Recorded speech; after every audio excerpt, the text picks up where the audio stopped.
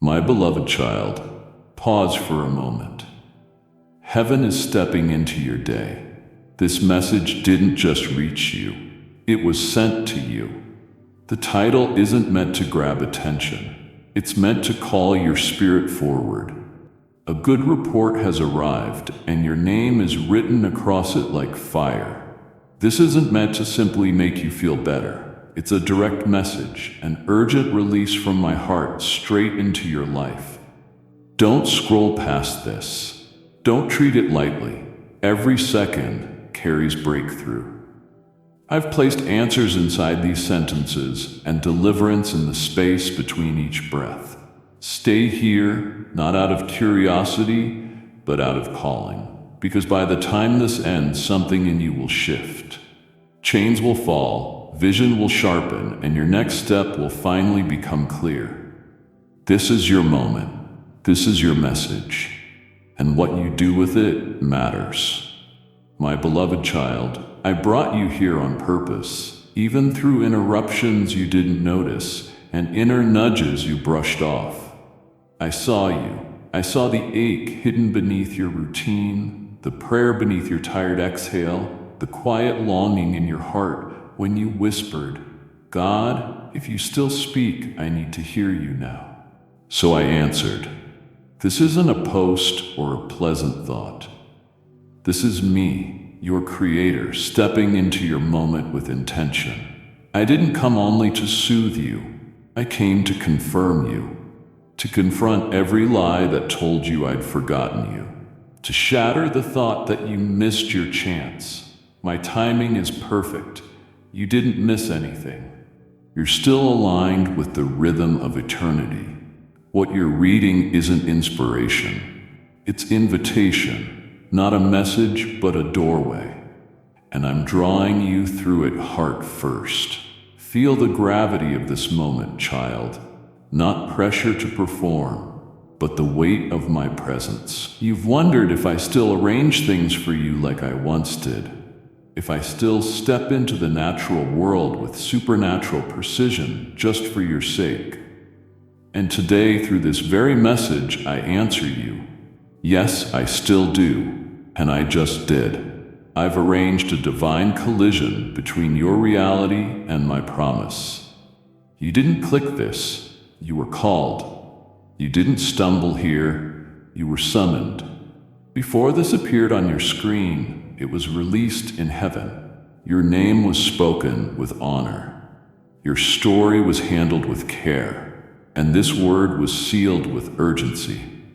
I choreographed every delay, every moment of quiet, every unmet longing that brought you here.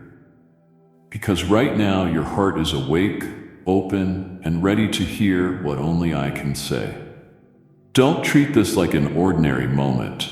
This is a sacred invitation disguised as a digital message. I chose this format not out of limitation, but because this is how you would hear me deeply, clearly, personally.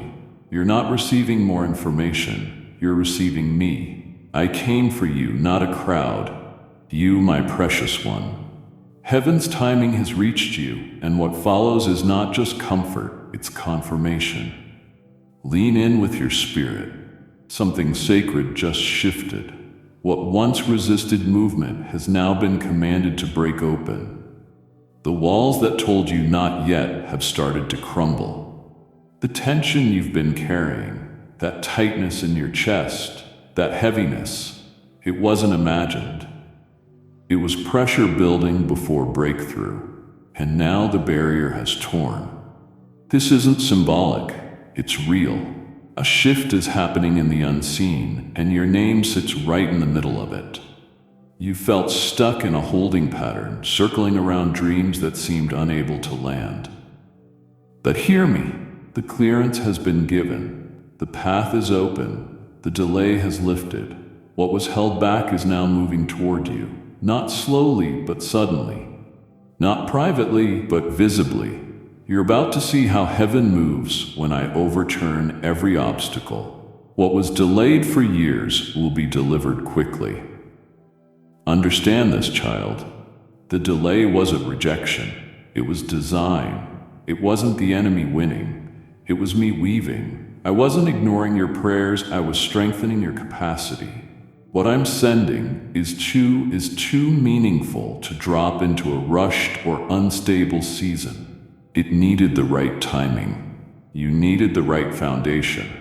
That's why the doors didn't open. That's why opportunities drifted past. That's why your prayers seemed to echo without reply. But now the appointed time has collided with my will. And I say to you, the shift has happened. It didn't start when you started reading these words. It began in heaven the moment your perseverance outlasted your disappointment. When you cried, but still trusted. When you doubted, but still whispered my name. That's when the order was signed. But now you feel it, because the shift isn't just spiritual anymore. It's entering your physical world. And just like an earthquake reshapes a landscape, this shift will rearrange what's familiar so something better can rise. You've been bracing yourself for more delay, expecting another disappointment. You almost stopped believing things would change. But release that expectation now. Let go of the belief that it always takes longer for you. This time, heaven is moving at the speed of obedience. I'm not asking you to be perfect. I'm asking you to be open. Let your heart soften. Let anticipation replace fear.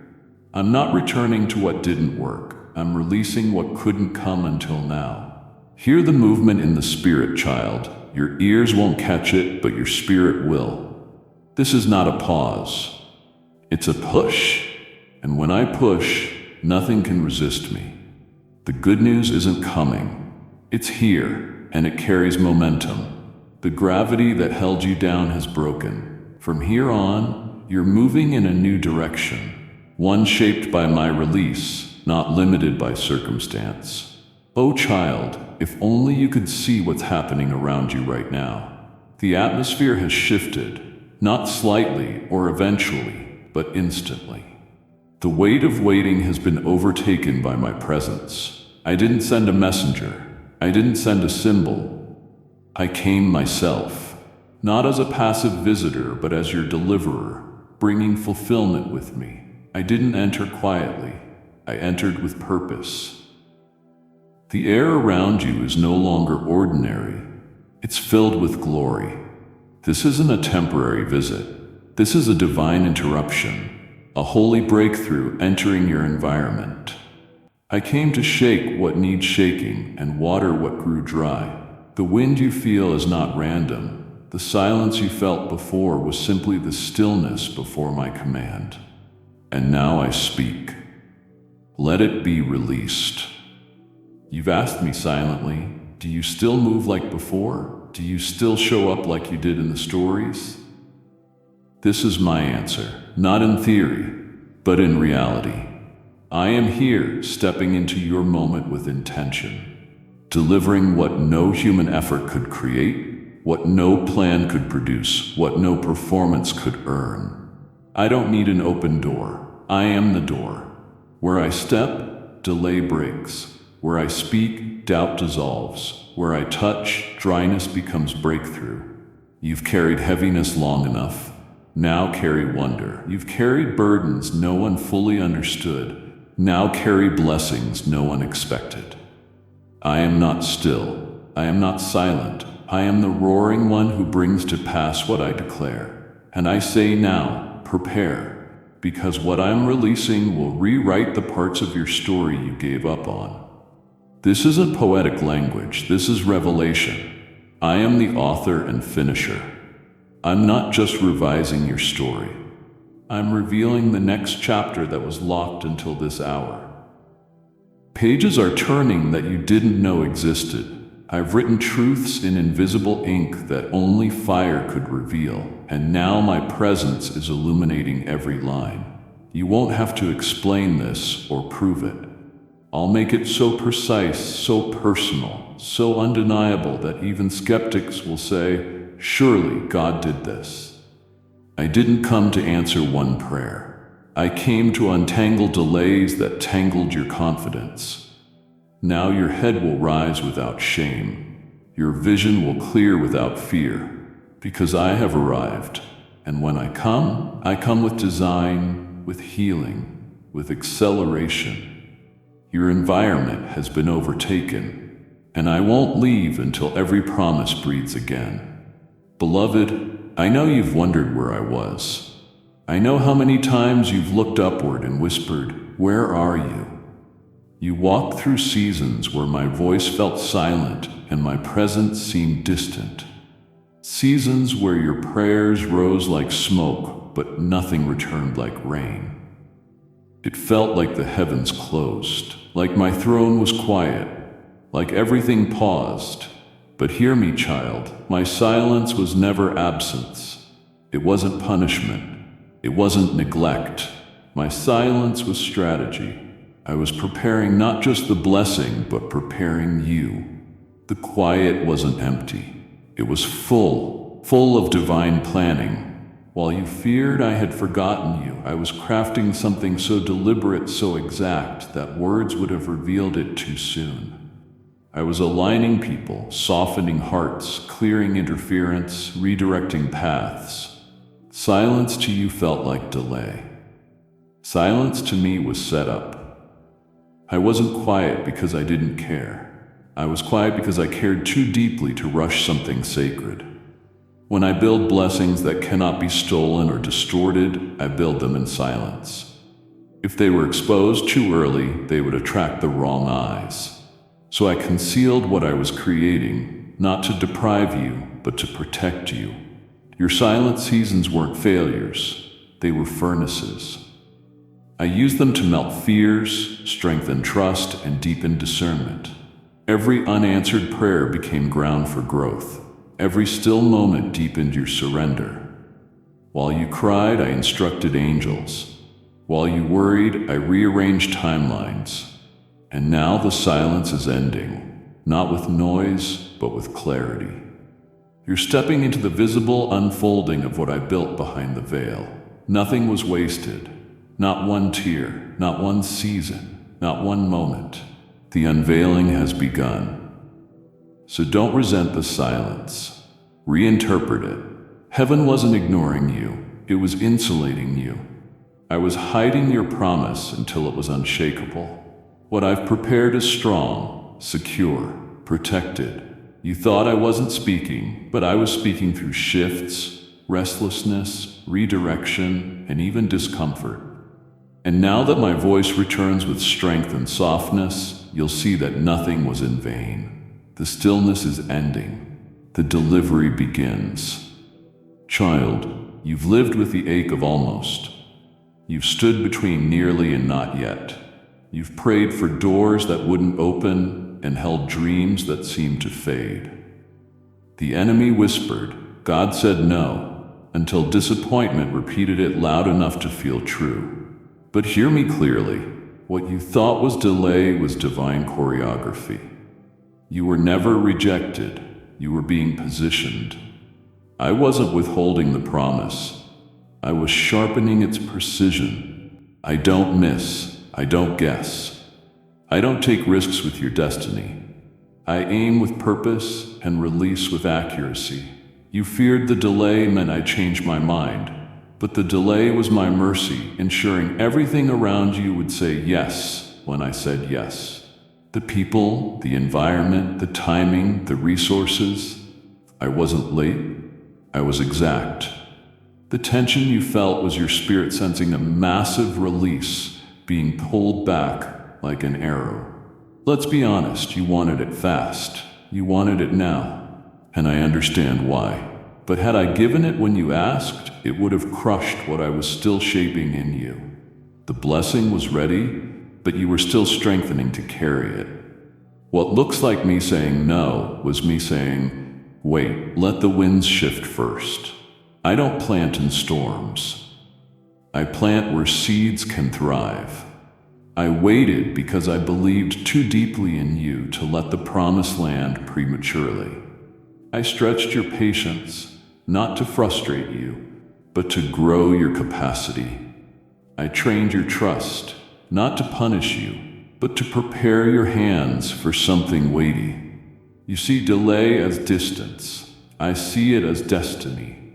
Now hear this. What I'm releasing didn't go missing. It wasn't stolen. It was stored in a vault with your name engraved into eternity. And now the vault has been opened. What's coming won't arrive in pieces. It will arrive in fullness. You won't need to patch together scraps. This isn't partial. This is completion. This is alignment. This is a full circle moment. When my timing arrives, it arrives with peace that doesn't make sense but cannot be shaken. Peace that silences doubt. Peace that quiets fear. Peace that contradicts every lie that said you were forgotten. And here's what will astonish you. It will look sudden, but heaven has been forming it for years. You're not receiving leftovers. You're receiving legacy. Not a small favor, but fulfillment. So stop judging my faithfulness by the clock. Stop measuring my love by delays. The wait wasn't meant to break you, it was meant to build you. The delay is over. The target is set. The breakthrough has been released. Prepare your heart, child. It's not just coming. It's already near. Pause here with me. Let everything quiet down. Take a breath. This moment is different. Don't rush it. Don't brush past it. Don't treat it like another encouraging message. This is more than that. This is a divine meeting expressed in simple words. It's a holy moment wrapped in gentle language. Most expect me to come in thunder or reveal myself with dramatic signs, but I don't always speak in volume. I speak in meaning. And right now, I'm adjusting the atmosphere around you, like a conductor raising a hand before a symphony begins. Every breath, every heartbeat, every word right now is intentional. This isn't routine. This is alignment. You didn't land here randomly. I brought you here because you needed my whisper more than my shout. Your earlier pain, waiting, longing, and confusion, they weren't wasted. They led to this moment. They prepared you to hear me differently. You thought you were just enduring silent seasons, but you were actually being positioned for this exact word. My child, listen closely. This is the sentence that shifts the direction, the conversation that retrieves what was slipping away. This moment isn't decoration, it's direction. Heaven leaned in for this. Angels are attentive. I paused other workings to say this to you. And this word will be the one you return to. The line you remember when confusion tries to creep in, when old fears try to speak again, when delays attempt to return. This is the moment the silence broke. The moment the sacred overshadowed the struggle. Don't dismiss its weight. Don't reduce its worth. Everything is shifting. And this is where it begins. My precious one, if only you could see what I see when I speak your name. When you whispered my name through tears. When you knelt in quiet rooms with no witness but the walls. Heaven responded to a sound you never heard, but all of heaven did. Your name is not forgotten. It is familiar, engraved upon my hands, etched into the designs of your purpose. Spoken with care in holy places where angels bow. The halls of heaven, the place where destinies are written and future chapters form, have heard your name like a melody sung by someone surrendered. And not once was your cry dismissed. Not once was a tear ignored. My child, when the world overlooked who you were, I carved your identity even deeper into eternity. You never needed applause from the crowd because heaven was already leaning in your direction. When you cried quietly and wondered if anything you did still carried meaning, I sent angels who gathered your sighs like sacred fragrance and carried them before my throne. Your surrender spoke louder than any sermon. Your waiting became worship. And now listen closely. I have sent messengers. Fierce, swift, anointed beings whose only assignment is to go before this word and clear what tried to block your path. The unseen realm has been shaking beneath the weight of what I have released over your life. Chains you didn't know existed around opportunities are breaking. Doors sealed not by human hands but by spirits of delay are being unlatched. I didn't just write this message from heaven's throne. I sent it wrapped in fire, filled with authority. The angels who carry it are not coming just to comfort you. They are coming to conquer what rose against you. The unseen sabotage, the old patterns, ancestral resistance, they're disappearing like smoke in the wind. Because when I send a word, I send it with force. And when your name is announced in heaven's halls, creation itself must bow. That's why life has felt heavier lately. Why exhaustion clung to you. Why pressure surrounded you with no clear reason. It wasn't just life happening. It was spiritual resistance because something holy was moving toward you. But now the resistance is breaking. Darkness that tried to linger is retreating because my voice has spoken your name and my command has gone forth. The atmosphere is shifting. Your path is clearing. You don't have to push the door open. It's opening for you. Not by performance, but by promise. Because you stayed even when you were tired. Because you believed with trembling faith. Because you whispered yes when your heart was worn thin. Now heaven's army moves not only to encourage, but to execute. They are completing what I ordained before you ever breathed. I don't forget names, child, and I don't misplace destinies. What's coming isn't just a blessing. It is heaven honoring the life that refused to quit. The world may never have shouted your name, but heaven never stopped echoing it. And now the earth will echo it too. Not for your glory, but for mine. I delight in lifting the ones who stayed faithful in the quiet.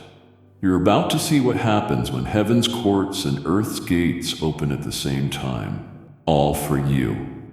Oh, child, that door you stopped believing for, the one your prayers used to surround before silence smothered your hope. Yes, that door. It is opening. You heard me. This is not symbolic, not theoretical. It is happening. I know you gave up on it. I know the countless times you stood before it with a hopeful heart, only for disappointment to press against your chest like a stone. You began telling yourself, maybe it was never mine. Maybe it belonged to someone else. Maybe I missed my moment.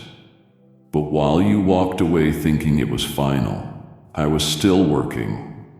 Behind that door, I was shifting the atmosphere, aligning the timing, preparing what would meet you on the other side.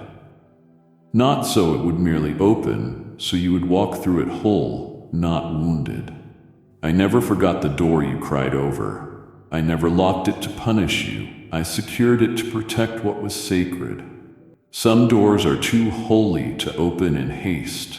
What waits behind them carries too much purpose to be accessed prematurely. If it opened when you first begged for it, it would have harmed you, not healed you. It would have given opportunity without the strength to carry it. I wasn't withholding blessing.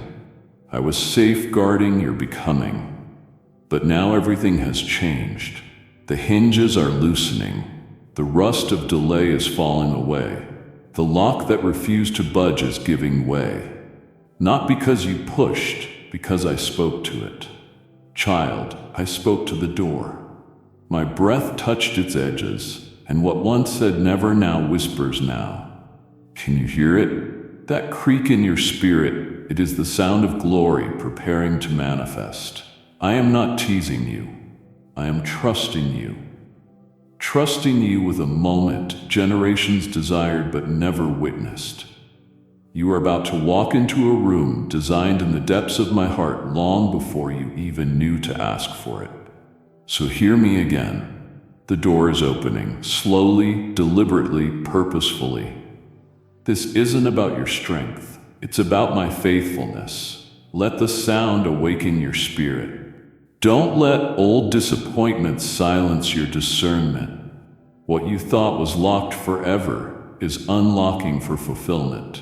And when you step through, don't drag shame with you. Don't bring the residue of delay.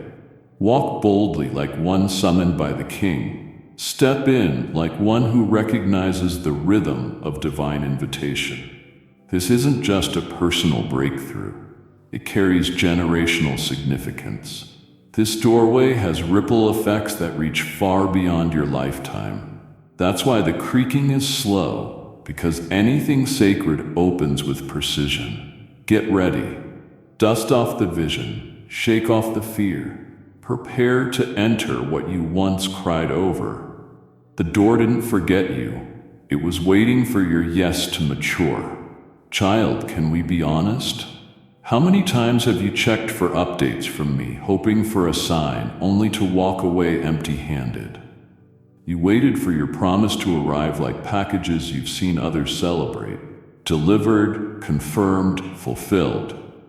But for you it felt like tracking stopped. Like the confirmation never came, and hope, once loud, began to whisper faintly somewhere deep inside you. You didn't stop believing completely, but you did start bracing for disappointment. You told yourself not to get your hopes too high, just in case it didn't come again. But child, this is not another update, not another delay notice. Not another processing message from heaven. This is the knock. This is the arrival. What you thought was forever trapped in transition has now landed in manifestation. It is here, and it carries proof that I never forgot your name, your tears, or your needs. Nothing was lost. Nothing was misfiled. This promise wasn't stuck in spiritual traffic. It was preserved. And now it is standing at your doorstep, knocking. You're not imagining the pressure in your chest, the stirring in your spirit, the quickening in your thoughts. It's not anxiety, it's arrival. The trembling you feel is fulfillment asking to enter. What I've sent cannot be intercepted. It is sealed with my mark, and no counterfeit can imitate it. You won't have to guess whether it's from me. My signature will be unmistakable. The fragrance of my presence will rest on it. And what's inside, O child, it will meet the deepest ache you stopped trying to explain. This isn't surface blessing. This is soul healing. This is legacy-level outpouring. This is the moment your private pain meets public promise. And hear me well. You don't have to earn this. You don't have to tidy yourself up for it. You don't have to perform to receive it. All I need is your yes. All I need is openness. What I'm bringing is not fragile. It is fortified, built to endure the weight of the assignment it carries. This is not a tease. It is a transfer. You don't chase what I've already delivered. It came to you. It has crossed fires, storms, and seasons to reach your door. And it carries evidence that I saw every tear you sowed, that I counted every quiet worship moment you thought went unnoticed, that your whispered prayers meant more to me than the loudest praises from others. You didn't need applause, you needed confirmation. And now I am confirming. Not with a trickle, but a flood. Not with a pat on the back, but a prophetic invasion. This arrival is not coincidence, it is covenant.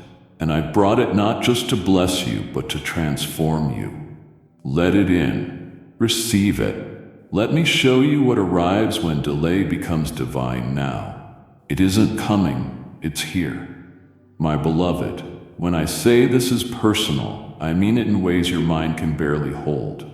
This moment wasn't handed off to an angel or passed through a vessel. I didn't send a messenger. I came myself. I crossed realms your human senses cannot measure. Not because you earned it, but because silence was no longer an option. You didn't just need encouragement. You needed Nul, your father, your savior, your king. So I didn't send presents. I brought presence. I didn't authorize a word. I spoke it myself so none of it would be diluted or misunderstood. That's how much you matter. I heard your cries, not only the ones spoken aloud, but the ones locked inside your chest. The ones too deep for language. The ones wrapped in sighs, tears, and unspoken ache. And because I heard those, nothing less than my presence would do. I came not just to answer, but to witness. To look directly into your soul and say, I saw it all. I was there. I never left. Even when your hope collapsed, even when your faith flickered, even when asking became too painful. I stayed. I stayed when you assumed I had walked away. And now I chose this moment, this exact one, to make my nearness undeniable. To show you I am not just the one who sends help. I am help. And listen carefully. What I came to deliver cannot be copied, stolen, or claimed by anyone else. I didn't come with a temporary high. I came with a permanent mark, the kind of word that rewires the way you see me, see yourself, and see your life. This is not just encouragement, it is establishment. I'm not brushing your soul. I'm branding it with my promise, my name, my commitment to finish what I began. You are not forgotten, not invisible. You are the reason I paused everything to step into this moment. And I need you to know, deeply, fully, unquestionably, that this voice is mine. Don't filter it through doubt. Don't test it against logic. Just receive it. I came for you, not because of your status, but because of your place in my heart. I didn't send a messenger. I came myself. And I'm not leaving until you believe it. Child, I know the weight of your waiting. I felt it. I watched seasons stretch long past what your expectations could hold. I saw you wander through mental mazes of what if and why not yet.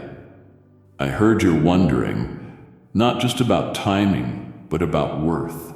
Am I still chosen? Am I still seen? Did I miss it? Was I ever really called?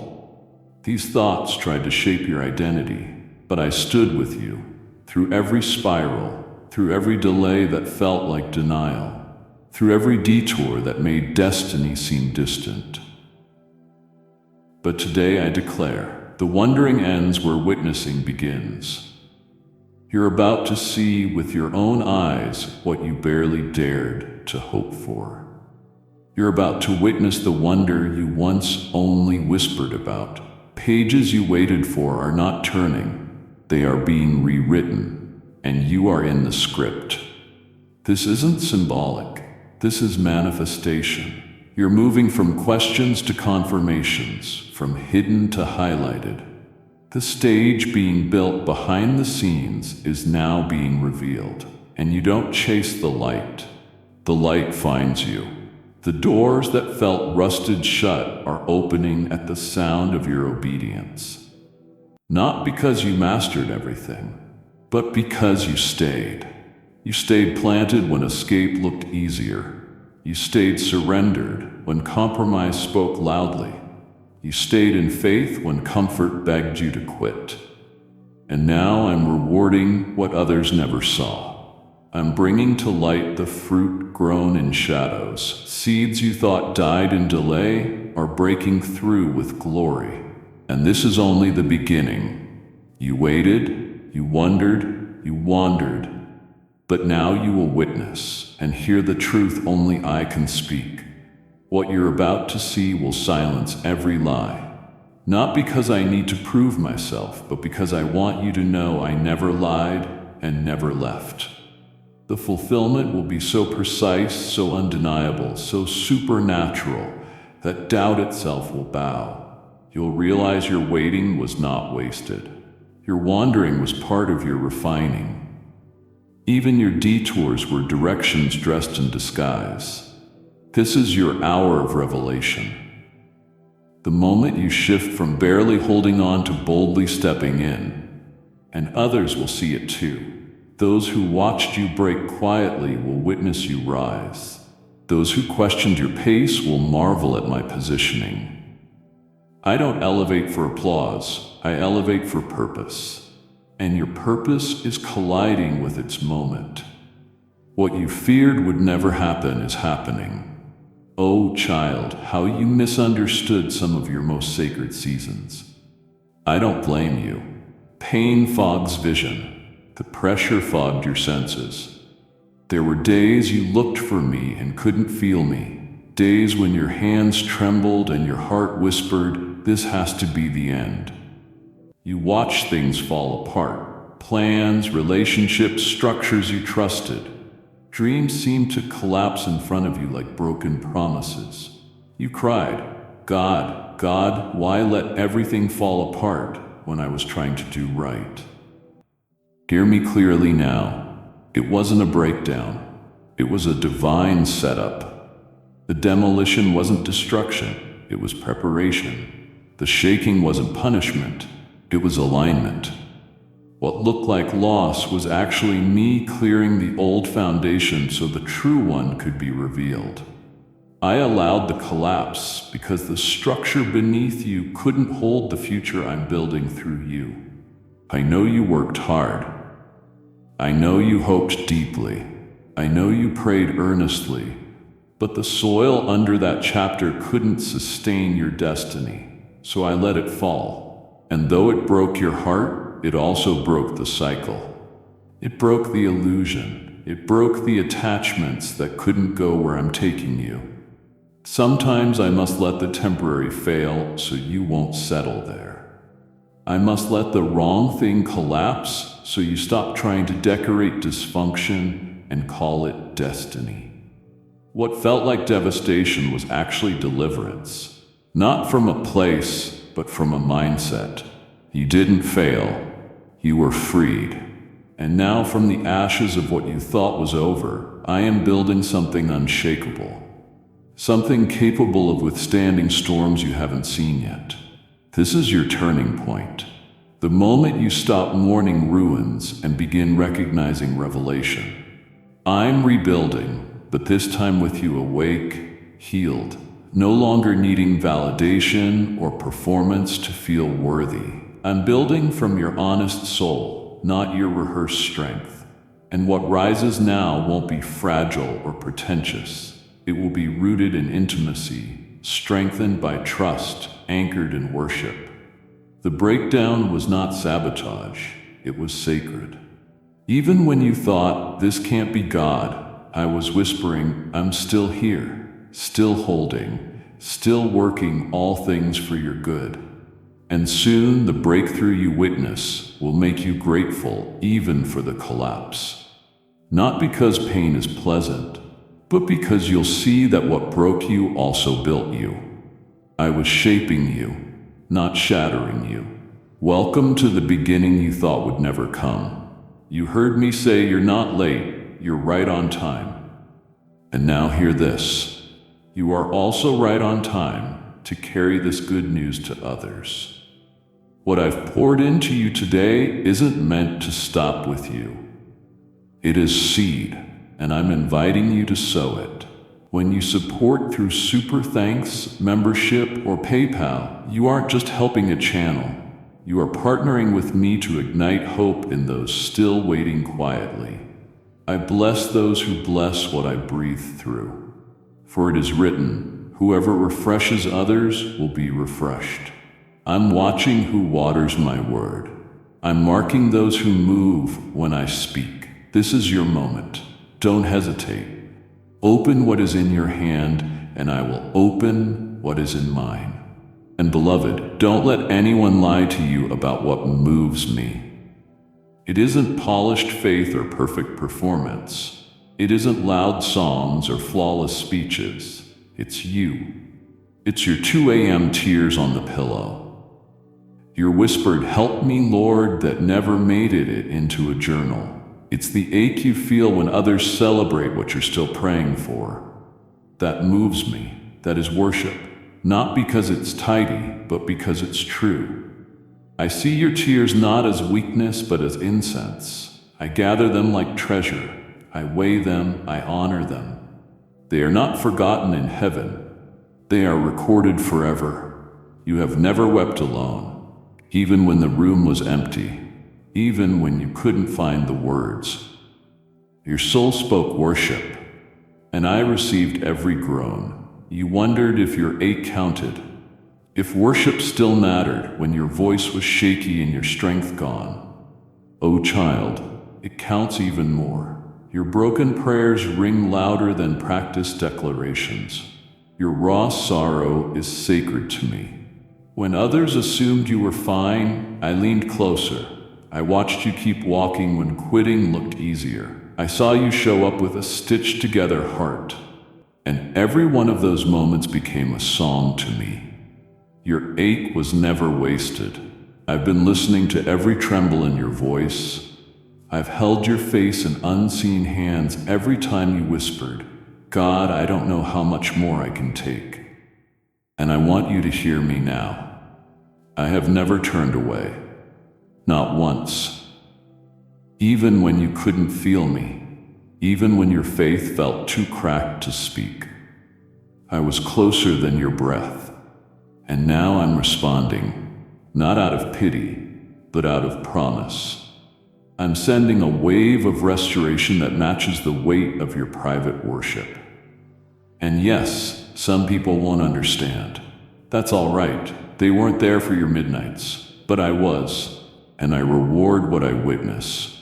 Your tears are currency in my kingdom. Your ache is sacred, and the joy I'm about to pour out isn't random. It's measured against every moment you held on in the dark. You're not just about to be comforted.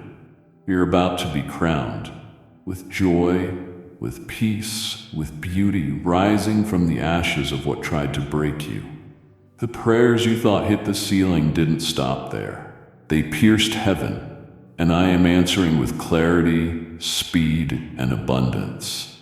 You haven't missed anything. Every ache counted. Every prayer reached me, and every tear is turning now, not into trauma, but into testimony. Child, listen closely and let this truth undo the lies that tried to bury you. What I've preserved for you has not expired. It wasn't handed to someone better suited. It wasn't rerouted because of delay or missteps. It didn't slip out of reach because of time. What I set aside for you was sealed in eternity, immune to time, untouched by human interference, unshaken by your moments of doubt. I'm not a God who recycles destinies. I tailor, I design, I preserve. And what I've stored for you is as fresh today as the moment I spoke it over your life. I didn't give it away during your struggle. I didn't withdraw it when you questioned me. Instead, I hid it deeper, kept it in places where regret, rust, and fear couldn't reach. Wrapped it in my mercy and marked it with your identity so no one else could unlock it. And now, child, the time has come. You feared you missed it. You feared you wasted too many years. You thought you chose the wrong path, listened to the wrong voices, dreamed dreams meant only for a younger you. But hear me, age does not cancel anointing. Delay does not dissolve destiny. I am the keeper of time, and I bend it to fit the architecture of my plan. I don't adjust your purpose to suit the clock. I adjust the clock to serve your purpose. What I preserved for you hasn't grown stale. It has been ripening in the soil of delay, nourished by everything you endured. Every scar added flavor, every disappointment added depth. And now the fruit is full and ready. Not because you forced it, but because you were faithful, even when faithfulness felt like survival. Now what I protected is not just being revealed, it's being delivered. The blessing isn't trying to catch up, it arrived right on time. And let me say this clearly, no one can take what I preserved for you. Not the enemy, not the delay, not the people who misunderstood your calling, not even you on your worst day. I didn't base this promise on your perfection. I based it on my love, my covenant, my relentless commitment to finish what I started. That's why I didn't remove it when you grew weary, and why I didn't reroute it when you became distracted. I kept it. The real blessing, not the imitation you almost settled for. And now as I open this vault, prepare to be stunned. This is not a consolation prize. This is the crown. This is not second best. This is what your spirit has been aching for, even when your words couldn't express it. You didn't miss it. You didn't lose it. I preserved it, and now it's yours. Let me quiet the clock in your soul. Let me silence the ticking shame and fear that whisper you're too late, too far behind, too delayed to fulfill what I created you for. I know how time has tormented you, telling you you're too old, too slow, too off schedule. But I do not speak through fear. And I tell you now, you are not behind. You are not late. You are not the exception. You are not a detoured story. You are not damaged goods trying to fake your way into favor. You are exactly where I knew you would be at this hour. And you are right on time for the divine sequence unfolding now. The world measures progress with timelines, but I move in kairos, holy timing, sacred intersections, appointed moments. And child, you're in one right now. You didn't miss your moment. You've arrived at it. The pressure you felt wasn't punishment. It was propulsion. The discomfort, the stretching, the agitation, it was me pulling you into place. Not to expose your flaws, but to position you for fulfillment. Timing in my kingdom isn't about age or accomplishments. It's about alignment. And you have aligned. Even in stumbling, questioning, heartbreak, you kept moving toward me. Without realizing it, you stepped into divine alignment. The place where preparation meets opportunity, where pain meets purpose, where tears turn into testimony. That's why everything feels so heavy right now. Because heaven's window is open, and I am pouring out what was reserved for this hour. You are not early. You are not late. You are ready, and what comes next won't require you to rewind or rush. It only requires you to receive. Release the timelines others put on you. Release the guilt of not being farther along. I don't measure destiny the way people do. I look at hearts, I move through surrender, and your surrender has brought you into proximity with something massive. So massive that I withheld it until the exact moment you could carry it. Because earlier it would have crushed what I was still shaping in you. But now the weight is becoming wisdom. The delay is becoming direction. And the very seconds you once cursed as wasted are becoming sacred stepping stones. I redeem time. I restore it. I resurrect it. The years that felt lost will become seasons recovered, because I don't just make up for what you missed, I multiply. You are right on time, right on track, right in rhythm with heaven. So walk boldly. Don't look back, don't shrink. I'm not behind you shouting hurry. I'm ahead of you saying, come, it's ready. I saved the best for now, and I need you to understand what your hidden season truly meant. I know how it felt, overlooked, bypassed, unseen. Like everyone else was advancing while you stood still, like your gifts were locked away.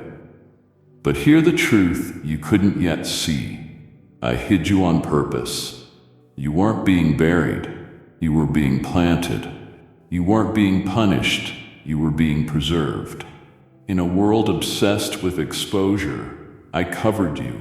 So what I was building inside you wouldn't be crushed by premature attention. Visibility without maturity is dangerous. Elevation without roots is fragile. I love you too much to let your destiny collapse under applause you weren't ready for. So I veiled you, not because you weren't ready to be loved, but because you weren't ready to be launched. Now the veil is lifting, strategically, intentionally. I'm not revealing a polished image. I'm revealing a person shaped by fire, silence, and substance. You're not being unveiled for entertainment, but for impact. Hiddenness taught you to hear me without the crowd. It trained your hands for battles no one saw. It shaped your heart where no spotlight could reach. That's why what's coming will carry undeniable authority, not built on branding, but on being. You've become someone who can be trusted with my voice, and now I call you forth. This unveiling will not be loud, but it will be unmistakable. Those who ignored you won't be silenced by your success, but by the substance you carry. The oil on your life is unique because it was pressed in a crushing that wasn't meant for anyone else. And this unveiling isn't for recognition, it's for releasing. What I pour through you isn't for status, it's to set captives free. You're being positioned not as a trophy, but as a torch. You will illuminate paths for others who've walked the same dark places you survived. The place you were hidden in will become the place you declare from.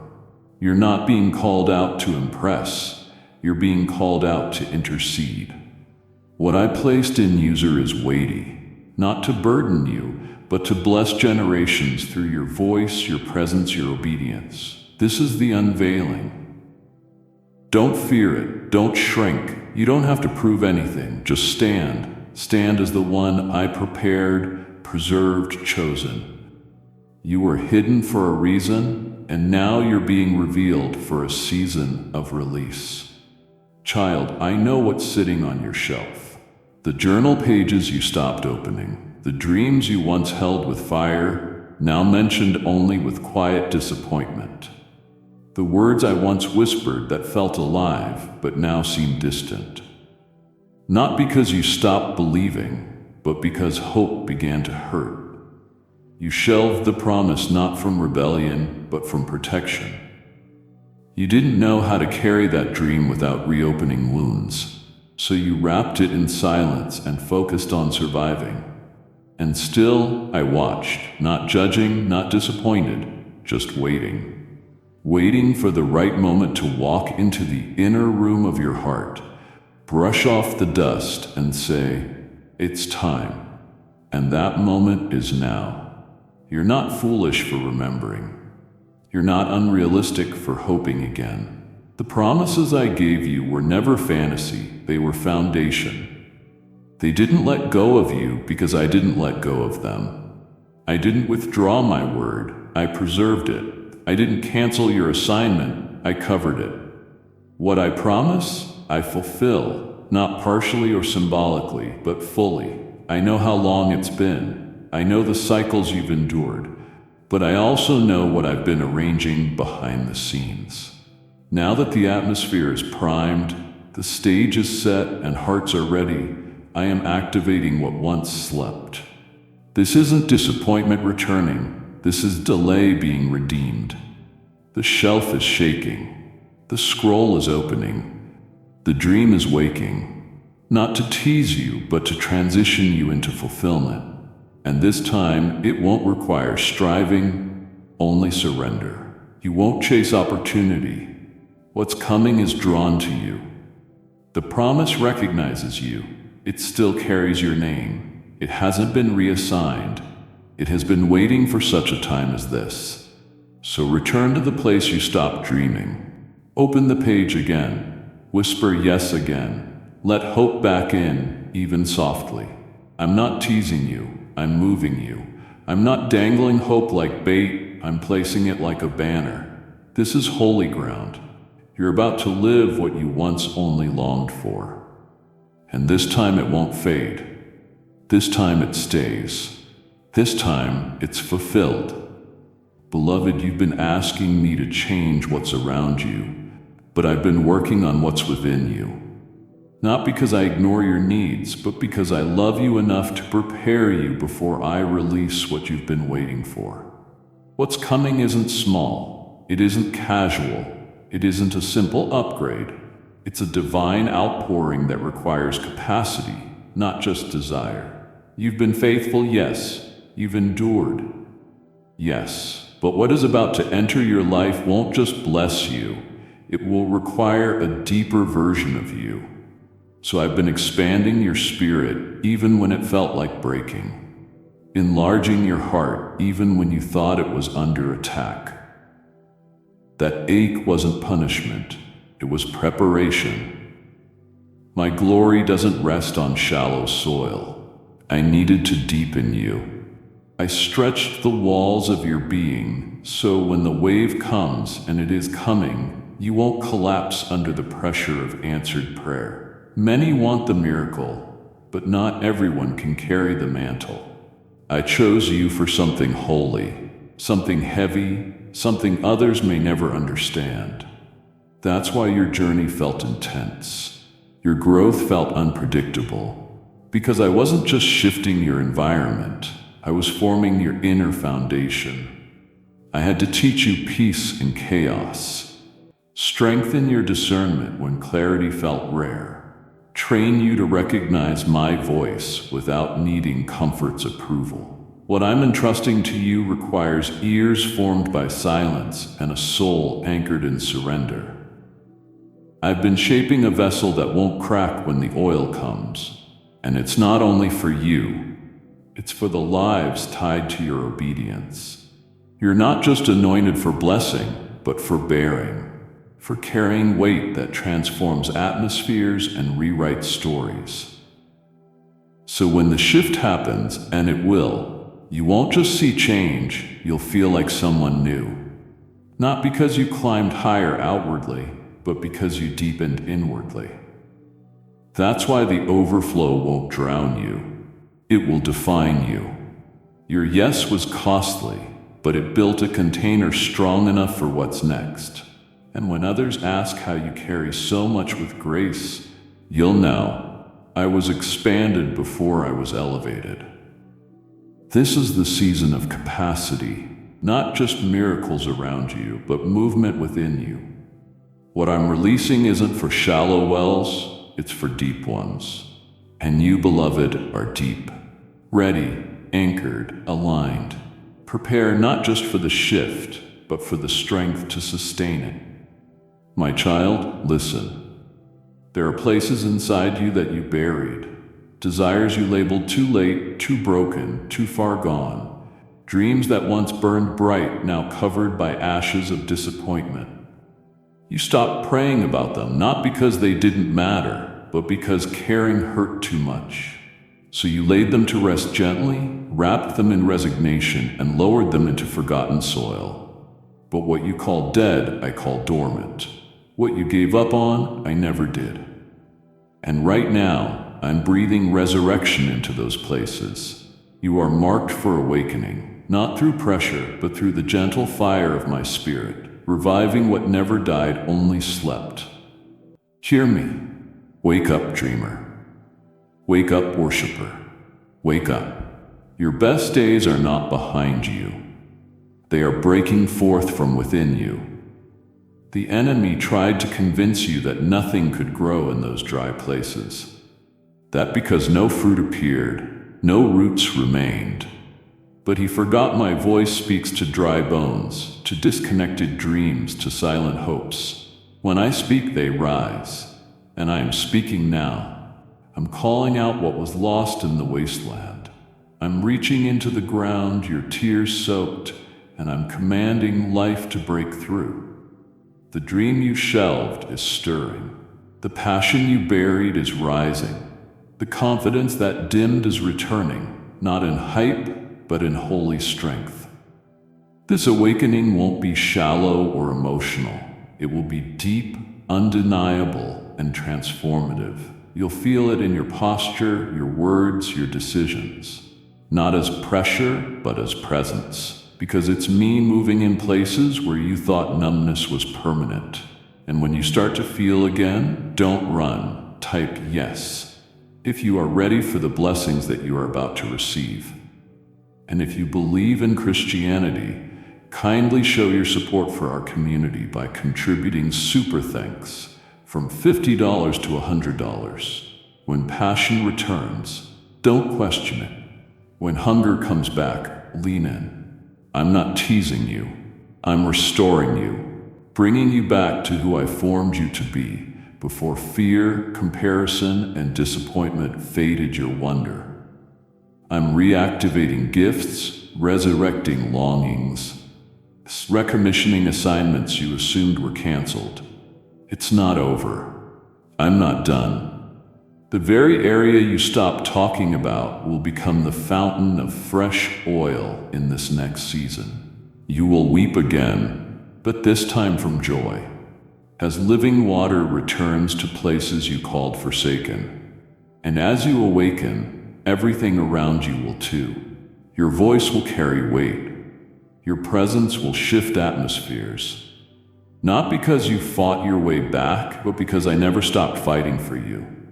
The dormant is stirring, the dry ground is raining, and you, my love, are waking up into everything I intended you to be. Oh child, you've mistaken contractions for collapse. You've misread the intensity as attack. I understand, it's been painful. You felt pressed, overwhelmed, confused by the timing. You've asked God, why does it feel like I'm under siege? But this wasn't punishment. This wasn't sabotage. This wasn't chaos without purpose. This was birthing. The reason the pressure came in waves is because you were in labor. Emotionally, spiritually, prophetically. You've been carrying something sacred, and the contractions were signs that it's ready to emerge. The pressure wasn't accidental. It was precise. The groaning wasn't wasted. It was your spirit aligning with heaven's push. You weren't breaking down. You were delivering. I know you begged for peace, but peace doesn't always mean painless. Sometimes peace is knowing you're in the right process, even when everything hurts. That's what this has been. Not punishment, but progression. The warfare felt real because the enemy sensed what you were about to release. He couldn't stop it, so he tried to confuse it. Tried to distract you into thinking you were under attack when you were actually under activation. But I have held you through every contraction. I breathed over you, whispered strength into you, carried you when you didn't think you could push again. Because what you are birthing is massive. It's not just for you, it's for generations. It's not just a blessing, it's a blueprint. Legacy-level labor. That's why it's been so intense. Not because something is wrong, but because something is right. And now, child, the crowning has begun. You are standing at a threshold. The promise that has felt distant is actually very close. It's beginning to break through. What you almost gave up on in the hallway of pain is about to arrive. I want you to know this. What is coming will hush every doubt. One day you will look back and see that the tears, the loneliness, the heaviness were not wasted. They were part of a holy design. Those midnight cries, those gut-wrenching prayers, the days you could barely lift your head, they were labor. And that labor will not end in loss. It will end in life. Glorious life. Purpose-breathing. Revival kindling inside you. You are not dying, you are delivering. I am with you, the midwife, the comforter, the strength, and I won't let this moment pass without fulfillment. You have fought long enough. Now it's time to birth what was placed inside you from the beginning. Let's talk about alignment. You have walked with people who didn't truly see you, stood in rooms that didn't honor you, poured into places that never gave back. You stayed loyal, sometimes out of love, even when those connections drained more than they gave. I saw your faithfulness and I saw your weariness. You asked? Where are the ones who see me the way God sees me? Where are the people I won't have to shrink around? Hear this clearly. They are coming. Divine connections are being orchestrated that go beyond simple compatibility. These people carry covenant. They are assignments from the Spirit, marked by God's presence and aligned with your next season. What's ahead needs more than agreement, it needs acceleration. I am sending people who will not just walk beside you, but help launch what is inside you. You have survived in places where you weren't celebrated, only tolerated. Now the atmosphere is shifting. You will be moved into circles where you are seen prophetically, not just publicly. Where your voice is not only heard, but honored. Where your heart is understood without explanation. These connections will feel like home, not like a struggle. God is not sending them because of your current status, but because of your calling.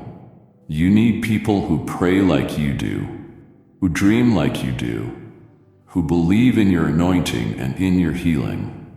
People who are not threatened by your growth, but committed to your journey. When they arrive, you won't have to audition or translate your tears. Spirit recognizes spirit. What's in them will resonate with what's hidden in you. These divine connections are not only for comfort, they have kingdom purpose. When you link arms with the right ones, delay breaks. When you speak with the right ones, revelation flows. When you build with the right ones, heaven backs it. This is not about more friends, this is about forces, intercessors, builders, prophetic voices, kingdom architects. They will ignite, not just support. They will move you forward, not keep you stagnant. God has already cut the cords of those who belong to a past season. You don't need to beg for alignment, you need to prepare for acceleration. Trust that God knows how to bring the right people at the right time. Trust that what is being built requires partnership. Trust that you are not too much. You are exactly enough for what is coming. Don't isolate. Don't shrink. Don't let old winds block new bonds. Get ready. The alignment is divine, and the acceleration will be unmistakable. God sees where your energy has been leaking. He sees the unseen burdens you've carried, the ones you never put into prayer because you didn't want to sound ungrateful. You've held on to people, projects, and pressures that once felt purposeful, but now feel heavy. There's a quiet fatigue, not just physical, but spiritual, that clings to your mornings and follows you into the night. You tried to press through, to smile, to convince yourself it's just a season. God is interrupting that moment to say, draining is not random, it's divine. What once fed you has begun to bleed you. He loves you too much to let you keep giving life to what is no longer aligned. Now he steps in, not to strip you, but to sift you. He will begin to remove what no longer carries your name. Assignments that expired, relationships that reached their grace limit, habits that once helped but now hinder. This is not punishment, it's preparation. What is about to be poured into you needs room, and God won't let what's draining you drown what's coming. He is cleansing your surroundings and your soul. He's detoxing your desires, resetting your rhythms, reteaching you how to receive. You poured so long, you forgot what it feels like to be poured into. This season is about being filled properly, with peace that needs no explanation, joy that needs no event, clarity that pierces the fog. Restoration happens not through striving, but through surrender. There will be things removed that you will be tempted to mourn. Trust God through that. You won't miss what He removes because He replaces it with what sustains. Grief will be brief. You'll breathe deeper, sleep better, stand taller. When He removes what drains you, He rebuilds what's divine. What is divine in you is not weak, it's powerful. Buried under false obligations and outdated assignments, you will feel the shift. You will feel lighter and stronger. And when people ask what changed, you'll say simply, God emptied what was killing me and filled me with what was meant for me. It may feel like loss at first, then like freedom, because God is giving back to you. God isn't removing to leave you empty. He's removing to fill you properly. Will you let Him use you to fill others? This is prophetic generosity. When you sow into this message, you sow into souls. Every gift becomes manna in the wilderness, light in the shadows, oil for flickering lamps. Don't underestimate your seed. Even a small act can trigger supernatural release. God stirs your spirit now, not by pressure, but by invitation. Give as you are led. Watch Him multiply what leaves your hand with fire. You felt invisible. Faithful, obedient, consistent, yet overlooked. You cheered for others, prayed for others, rejoiced in their moments while quietly asking, when will it be my turn? You wondered if God forgot, if your faithfulness fell short. Listen, you were never overlooked, you were reserved. What God prepared for you is not just a platform or a position, it is sacred. Sacred things require separation, insulation, and timing. Recognition wasn't withheld to punish you. You were hidden to protect what's inside you. Not every room can handle your oil. Not every circle can carry your calling. God covered you in silence. It felt like rejection, but it was selection. He was deepening your destiny in the shadows through intimacy, not influence.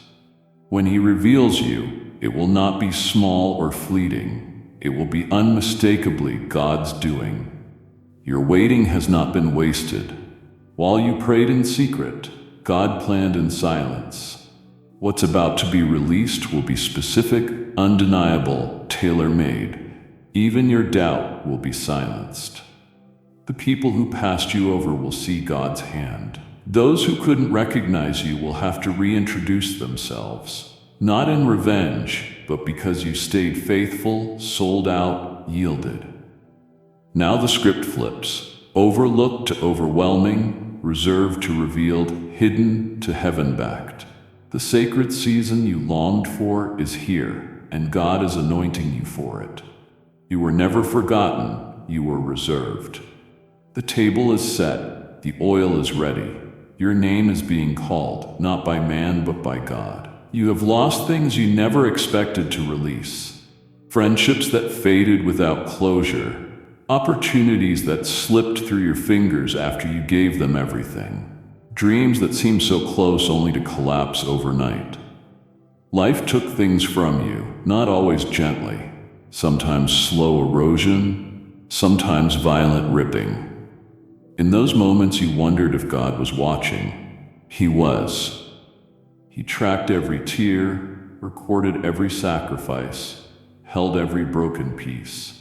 Here is a divine promise. God will give it back, not just as it was, but better. He doesn't restore to the former state, He redeems to the intended state.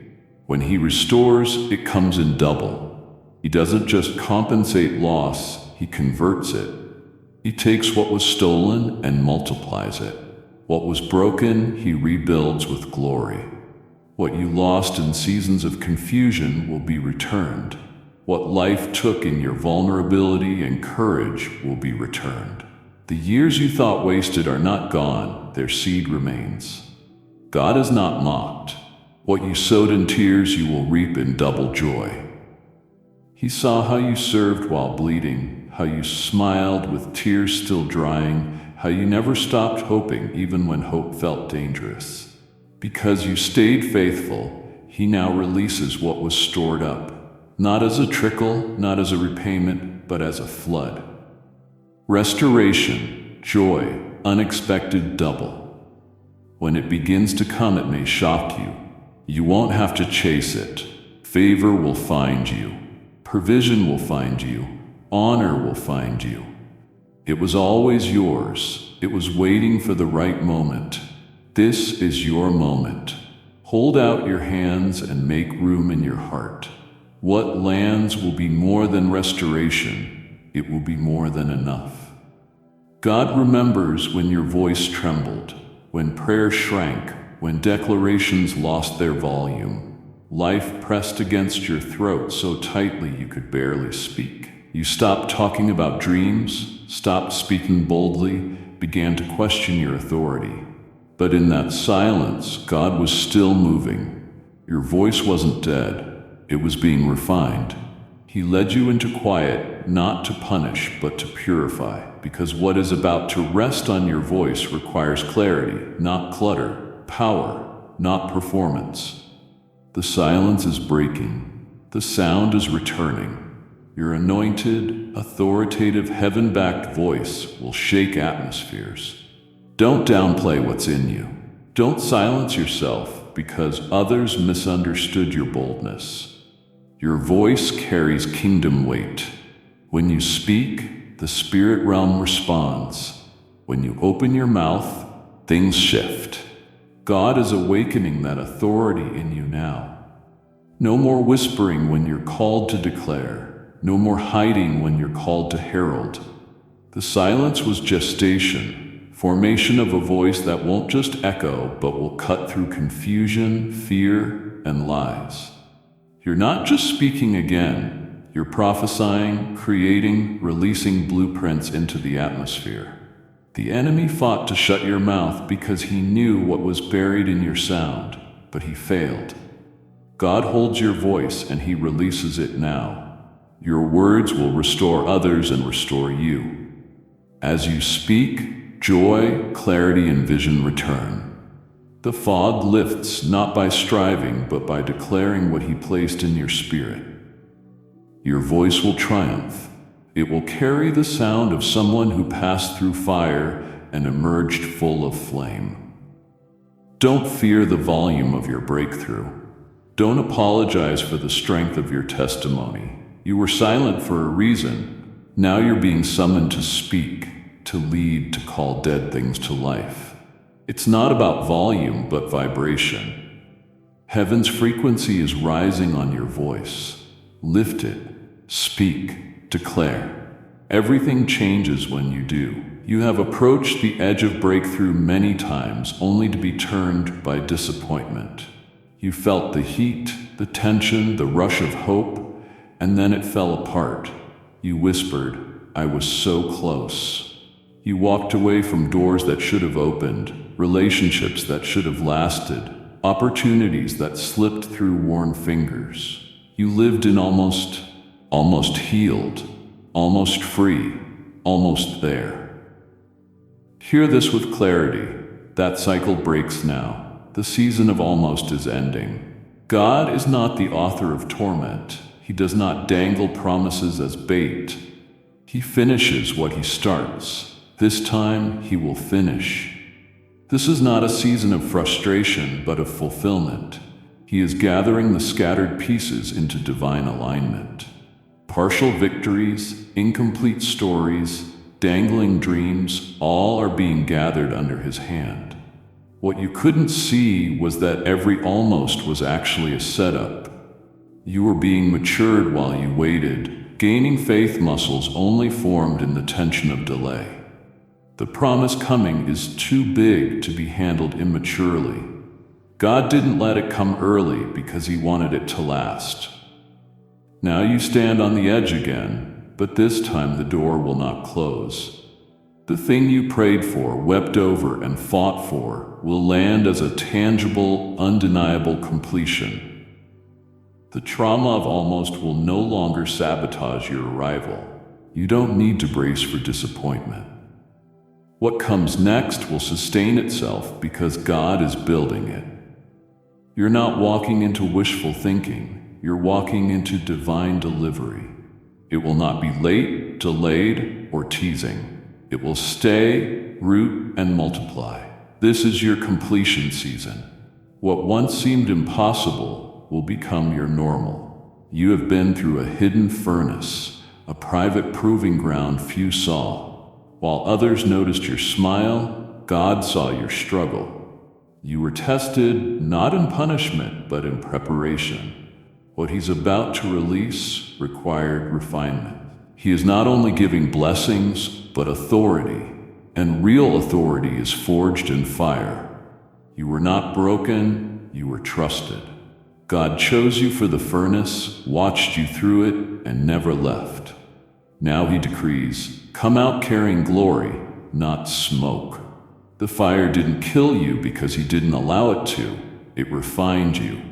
It purified motives, burned off insecurity, and melted the need to be understood by man. You emerge with something far more powerful than applause: authority. Authority that demons recognize. Authority that shifts atmospheres. Authority rooted in prayer life, not platforms. What you carried privately, He will release publicly. You were trusted with pain, now you are trusted with power to liberate. You will speak and things will shift. You will pray and chains will break. You will move and heaven will back you. This authority is not for a moment but for a mantle. It rests heavy and flows light. You will feel it when you speak, when you walk into rooms, when you touch others. People may not name what changed, but they will know something happened. That is the authority of the refined. You were refined well. You didn't bow out or curse the process. You stayed even when the cost was everything. Now God rewards what no one else saw. The sting of the furnace may remain for a little while, but soon it will become the fragrance of fire-tested favor. You aren't just carrying oil, you're carrying fire. Where you go next, nothing will stay the same. You have authority, and now you will walk in it. You wondered why your name didn't rise with the crowd. Why, despite faithfulness and excellence, others were platformed while you remained silent. You worried God forgot. Hear this. He has not forgotten your name. He preserved it. Your name was never meant to be tossed into rooms too small for your purpose. Never meant to be part of popularity games or diluted in places that couldn't carry your calling. It was hidden to protect it, not to punish. I hid your name to protect its purity, because your name carries weight. Not the weight of fame or popularity, but the weight of purpose. When I prepare a name, I don't do it for attention. I do it for assignment. And when I place your name on the lips of others, it's never to feed your ego. It's to unlock destinies already written in heaven. I kept your name out of places that would have drained you, out of circles that would have used you, out of conversations that would have misread you. I held your name back until it could be spoken with honor, and now, hear me, I am about to release it. Not quietly, not vaguely, but with heaven's clarity. I am bringing your name into the rooms that matter, into the hearts of people who carry divine connections, into the spaces where purpose is activated. You will not have to force it, you will not have to strive for it, you will not have to beg for it. I am the one announcing you. And when I speak your name, delays break. When I whisper it, favor pours out. I am not preparing you for popularity. I am positioning you prophetically. Your name will be spoken by people who carry influence, but it will be my breath that pushes it forward. You are not building a brand. You are carrying a banner that declares, God did this. You won't be able to take credit because the timing will make it obvious that it wasn't your doing. It was mine. So don't scramble. Don't try to make things happen in your own strength. Stay hidden, holy, and humble. Because when the announcement comes, and it is coming, you will find yourself in places you didn't apply for, invited into rooms you never imagined, entrusted with influence you never chased. And in all of it, you will know my Father remembered my name, and when he spoke it, everything changed. My beloved, I saw the seasons that made no sense, the pain that hit without warning, the losses that felt like betrayal, the moments that didn't seem fair. Not because you were perfect, but because you were obedient. You followed me. You trusted me. You said yes when you could have said no. And yet the storm still came. The betrayal still happened. The door still closed. And somewhere in that ache, a question began to rise inside you. Why would God allow this? You wrestled with that question longer than you admit, and I allowed the wrestling not to torment you, but to meet you in the deep places. Because now, in this divine moment, I am lifting the veil. I am making the pain make sense. You did not suffer in vain. You weren't broken for no reason. The fire wasn't sent to burn you, it was sent to forge you. The things that tried to destroy you were shaping the destiny inside you. And now I am taking that very pain, that very story, and turning it into power. Not just for you, but for others. I am turning your trauma into testimony, your crushing into clarity, your wounds into wisdom, your history into healing. The places where you wept the hardest will become the places you minister from. The depth of your pain created a depth of compassion nothing else could have produced. You don't speak from theory, you speak from encounter, because you bled in the presence of God. And now you carry a power that breaks chains.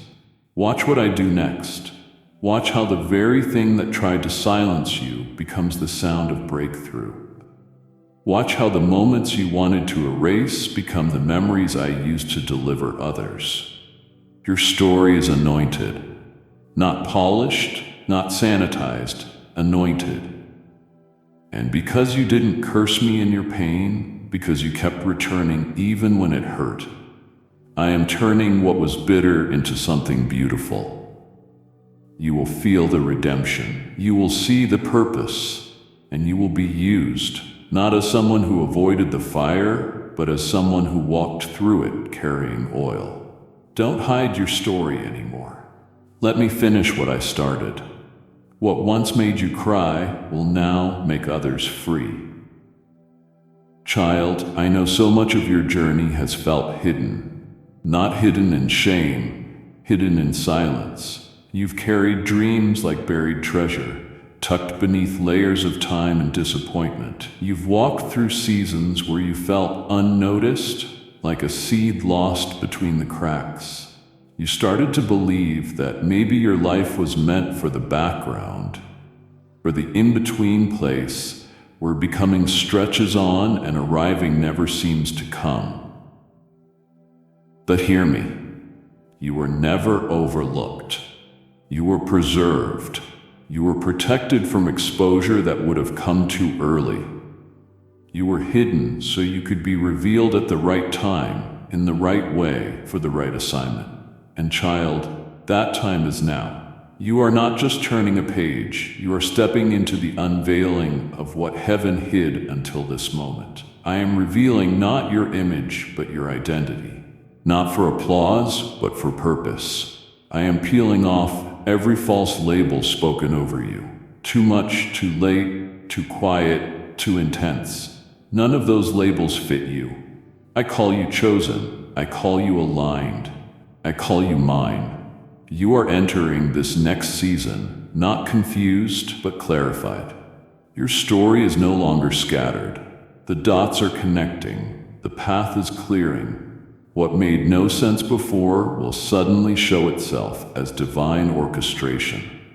I am removing the veil that kept you covered. And now I am presenting you, not loudly, but unmistakably. This unveiling won't look like hype. It will look like heaven touching earth through a willing vessel. And when the unveiling happens, don't shrink back. Don't apologize for the glory on your life. You paid a price for this. You were faithful in obscurity, obedient in confusion, surrendered in seasons that felt unfair. And now I say, come forth. No more hiding, no more hesitation, no more asking permission to be who I formed in the secret place. The unveiling starts with you, and it won't end with you. Your unveiling will activate others. Your voice will awaken sleeping dreams. Your light will pierce through fog, because when I unveil you, I reveal myself through you, and nothing will be the same. Beloved, that stirring you've been feeling, that tension you can't explain, that sense that something is shifting but not yet visible, that is real. You have felt blocked, like a gate won't open. You've asked, Lord, what else has to break before the breakthrough comes? Hear me, the final delays are breaking now.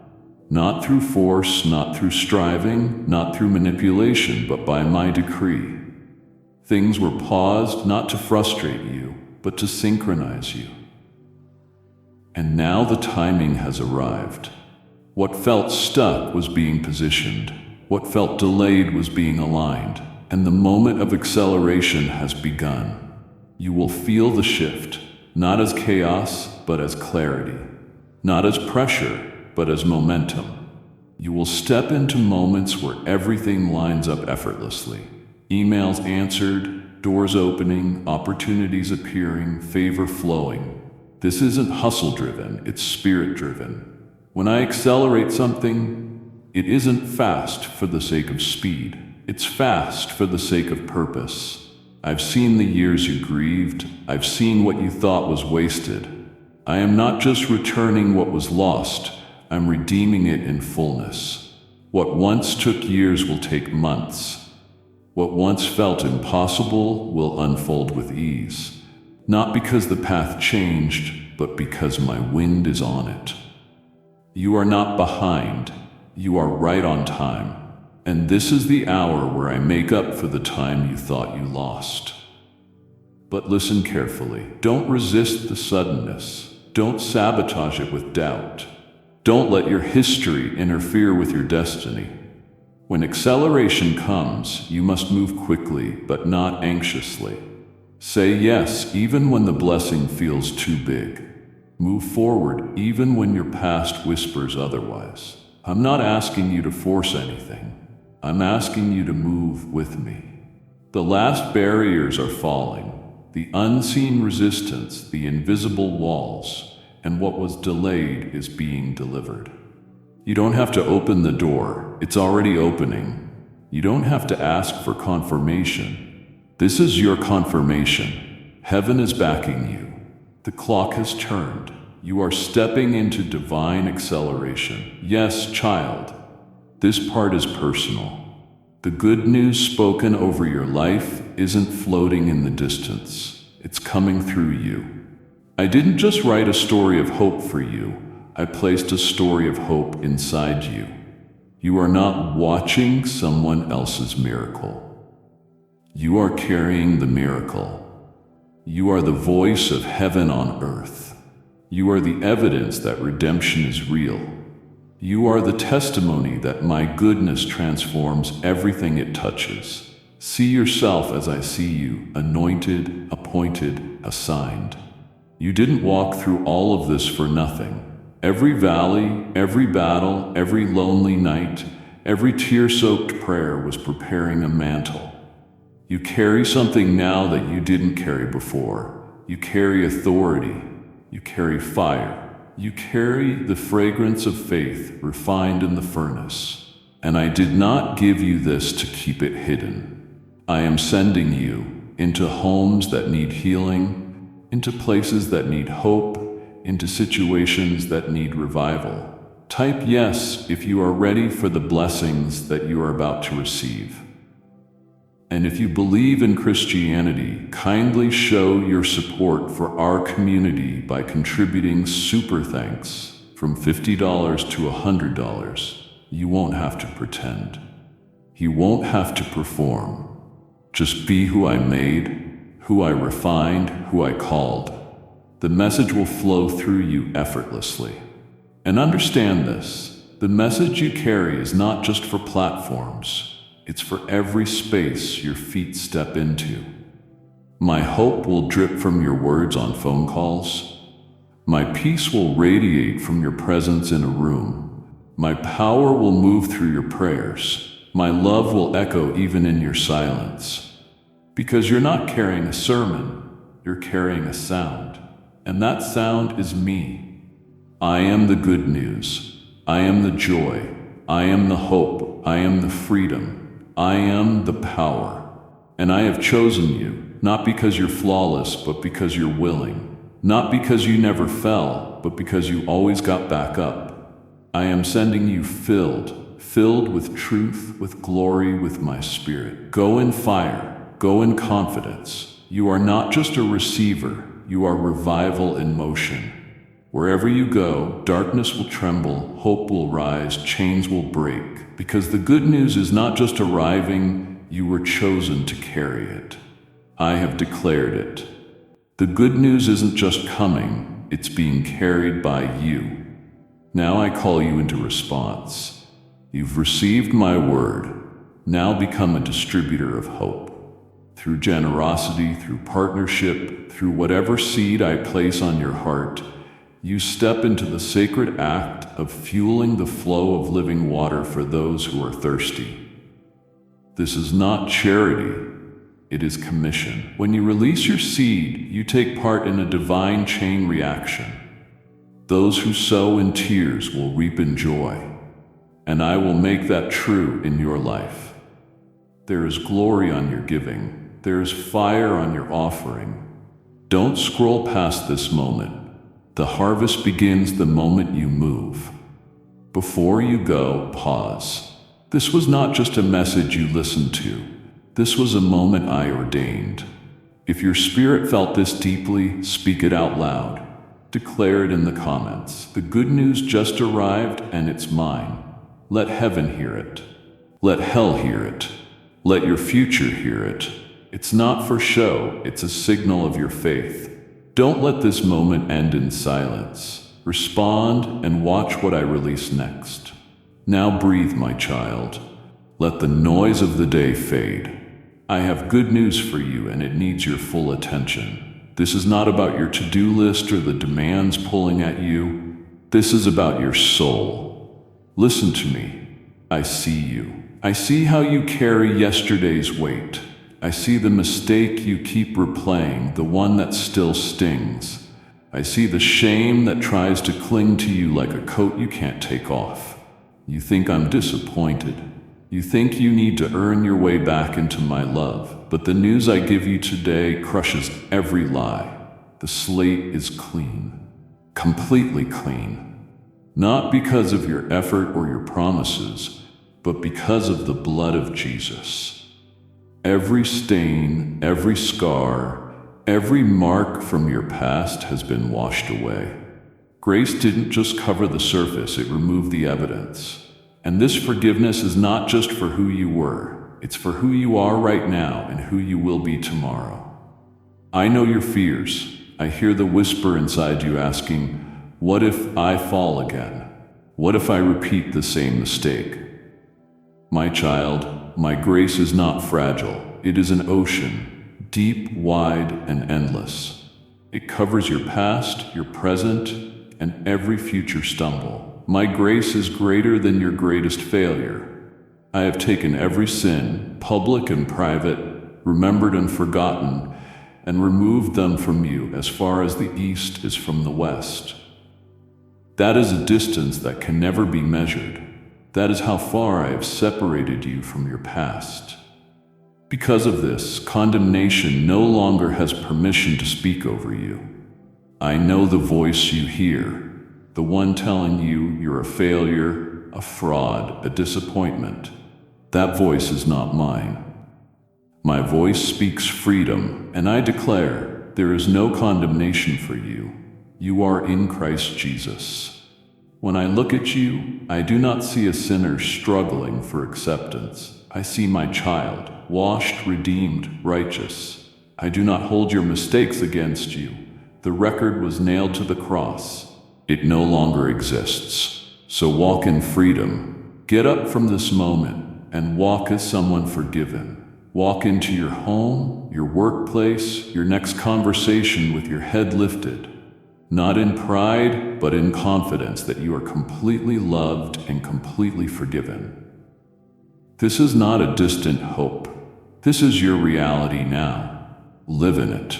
Breathe it in. You are forgiven. My beloved, I want to speak to that loneliness you carry, the kind that stays even when you're surrounded by people. I see you in crowded rooms feeling unseen. I see the silence after the phone call ends, the ache that follows you into the night when everyone else is asleep. You feel like you're facing everything alone, the decisions, the pressure, the responsibilities, the fear of what's ahead. But that feeling is not the truth. The truth is this: you have never been alone. Not for a second, not for a breath. I am with you always, even to the end of the age. This isn't poetic language. This is reality. I am Emmanuel, God with you. I am with you in the ordinary moments, driving, working, waiting, walking. I am beside you in the quiet tasks no one sees. You are never out of my sight. There is not one corner of your life where I am absent. In your deepest valleys, grief, failure, fear, I am right there, steadying you. And on your highest mountains, joy, victory, celebration, I am there too, rejoicing with you. My presence is not a reward for good behavior. It is a constant in every season. So do not fear the future. Do not fear walking into tomorrow alone. When you step into the room that intimidates you, I step in with you. When you face a conversation you dread, my wisdom surrounds you. When you feel stretched thin, my strength becomes your strength. My spirit doesn't just walk beside you, he dwells within you. He is your comfort, your counselor, your friend. You have never been hidden from me. You have never lived one moment without my care. So pause. Breathe. Feel the air in your lungs. That is evidence of my presence. Feel the ground beneath you. I am your foundation. You are not alone. You have never been alone. You will never be alone.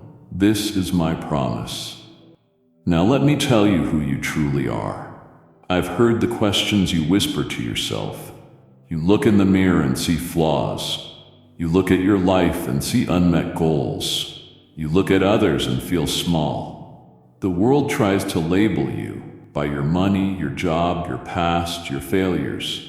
And slowly you've started to accept those labels. But today, that ends. Here's the truth. You are not what you do. You are not what you lack. You are not what you did wrong. You are my child. I called you by name. Before you were formed, I knew you and chose you. You are not an accident. You are fearfully and wonderfully made, crafted with intention. Every part of you, even the parts you consider weaknesses, were designed with purpose. Your worth does not rise and fall based on people's opinions. Your worth was forever settled at the cross. The price Jesus paid determines your value, and that value is immeasurable. You are a new creation. The old you, the one shaped by shame and mistakes, no longer exists. A new you has come. You're not a cleaned-up version of who you used to be. You have been transformed from the inside out. You carry heaven's DNA. You are a citizen of my kingdom, a member of my household. You belong to a royal priesthood. This is not someday, this is now. This is who you are. Stop letting the world label you. Cast off the names that shame and diminish you. When you're tempted to see yourself as a failure, hear this. You are forgiven. When you feel like an orphan, you are my child. When you feel weak, you are empowered. When you feel lost, you are found. Your true identity is not in what you have done, but in what has been done for you. It is unshakable, secure, and eternal. This is who you are. Walk in it, my child. I see the turmoil in your mind.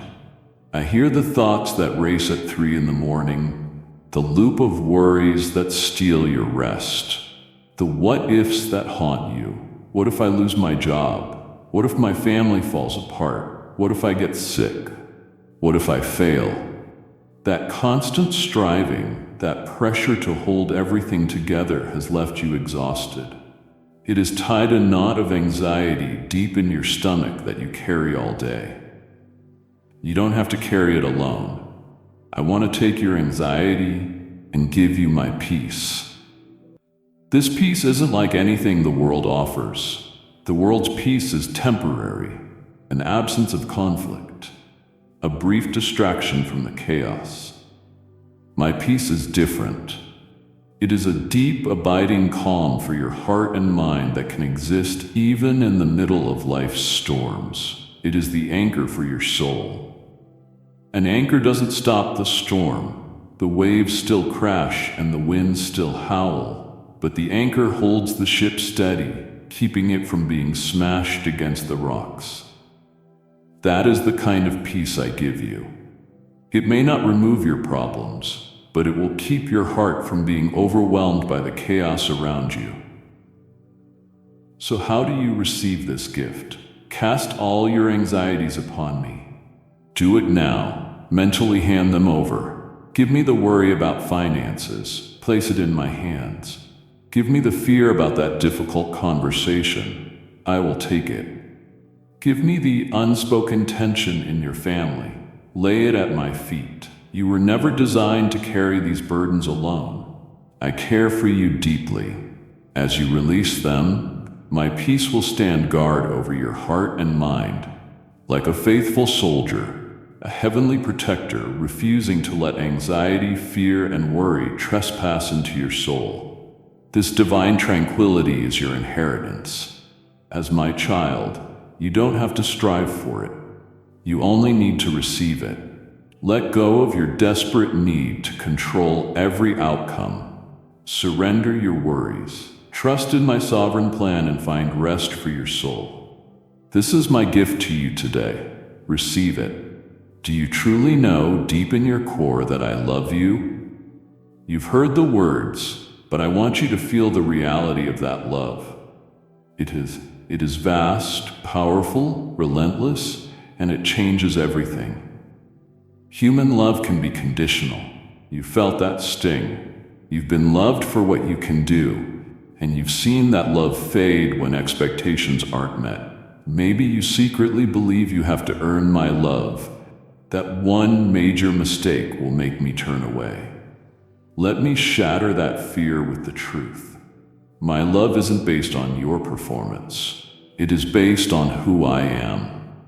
I loved you before you were formed in your mother's womb. I loved you at your best, and I loved you when you were at your worst. So much that I sent my son to die for you while you were still a sinner. My love is not a response to your goodness, it's the source of it. It pursues, redeems, and brings you home. Nothing can separate you from this love. Not troubles, not fears, not failures, not success, not despair. Nothing. You are my treasured possession, the apple of my eye. I cherish you, value you, and protect you fiercely. So stop trying to earn what is already freely yours. Stop running and striving. Stop fearing that you will lose my affection. Instead, rest. Rest in the boundless ocean of my love. Let it wash over you, heal you, and hold you. It is your safe harbor, your eternal home. There is so much more I must tell you about the purpose I have designed for your life. Do you ever wonder if your life really matters?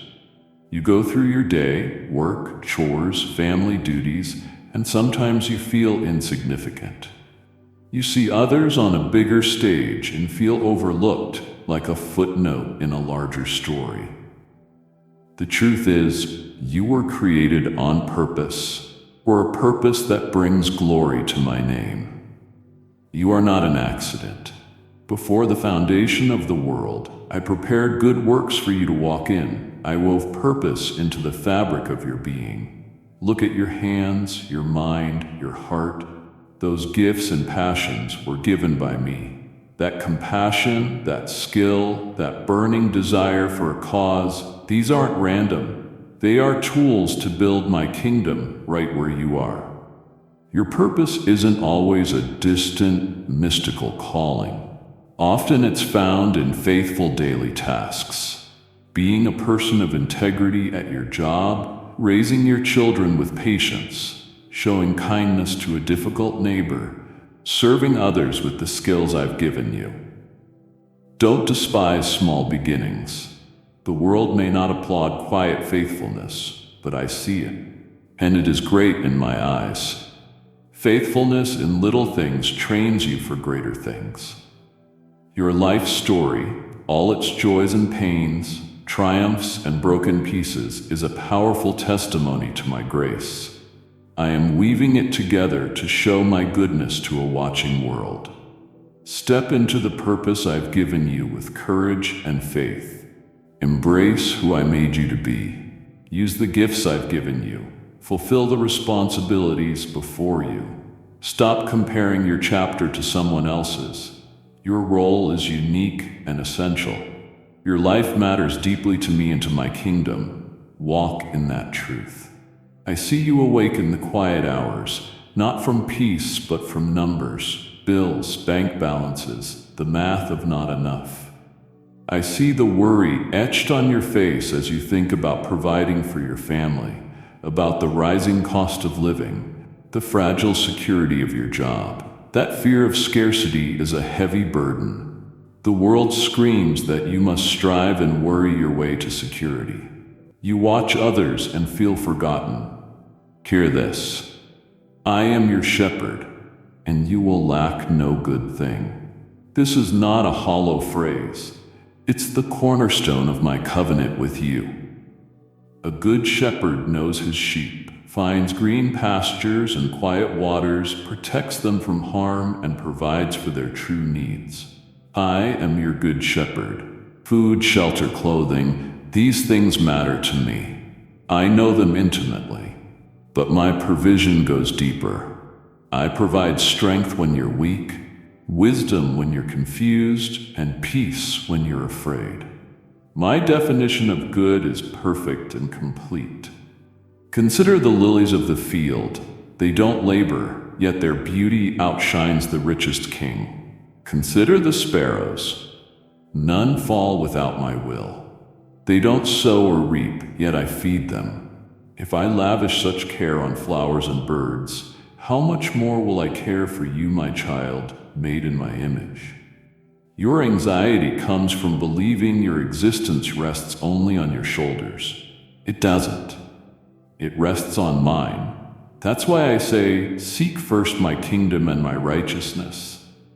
This isn't a transactional formula where you do something to get something. It's an invitation to reorder your heart, to focus on what's eternal, your relationship with me, your character, your purpose, and trust that I'll handle the temporary details.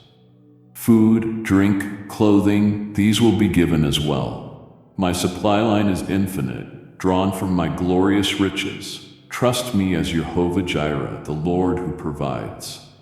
You are so tired. I see it in your bones. Tired of being strong, tired of pretending you have it all under control. The world demands strength and confidence, so you put on a brave face and push through. All the while, a voice whispers that you're an imposter, that you're one crisis away from falling apart. You look at your weakness, impatience, fear, limits, and call it failure. But the good news flips that on its head. Your weakness is not a liability. It is the doorway for my power. My power is made perfect in weakness. Read that again. It's not in spite of your weakness, but because of it, that my strength is fully displayed. When you rely on your own power, you achieve only human things. But when you come to the end of yourself and admit you can't, you create space for me to step in and do what only I can do. Your weakness is not a wall. It's a welcome mat for divine strength. This is the paradox. When you are weak, You are strong. Your admission of inadequacy becomes the foundation for my sufficiency. My grace is sufficient for you. Grace is more than forgiveness. It's divine empowerment flowing into you, the spiritual fuel for every task.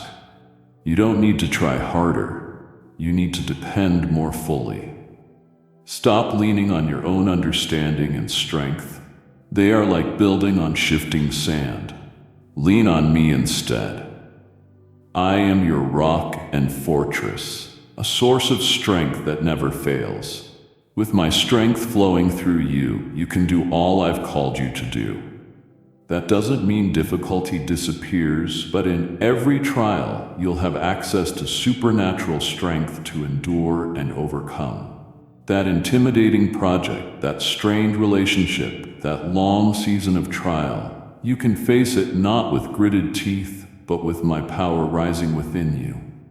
Surrender the illusion of self-reliance. Embrace your weakness as a gift. Exchange exhaustion for my energy. Then something will shift.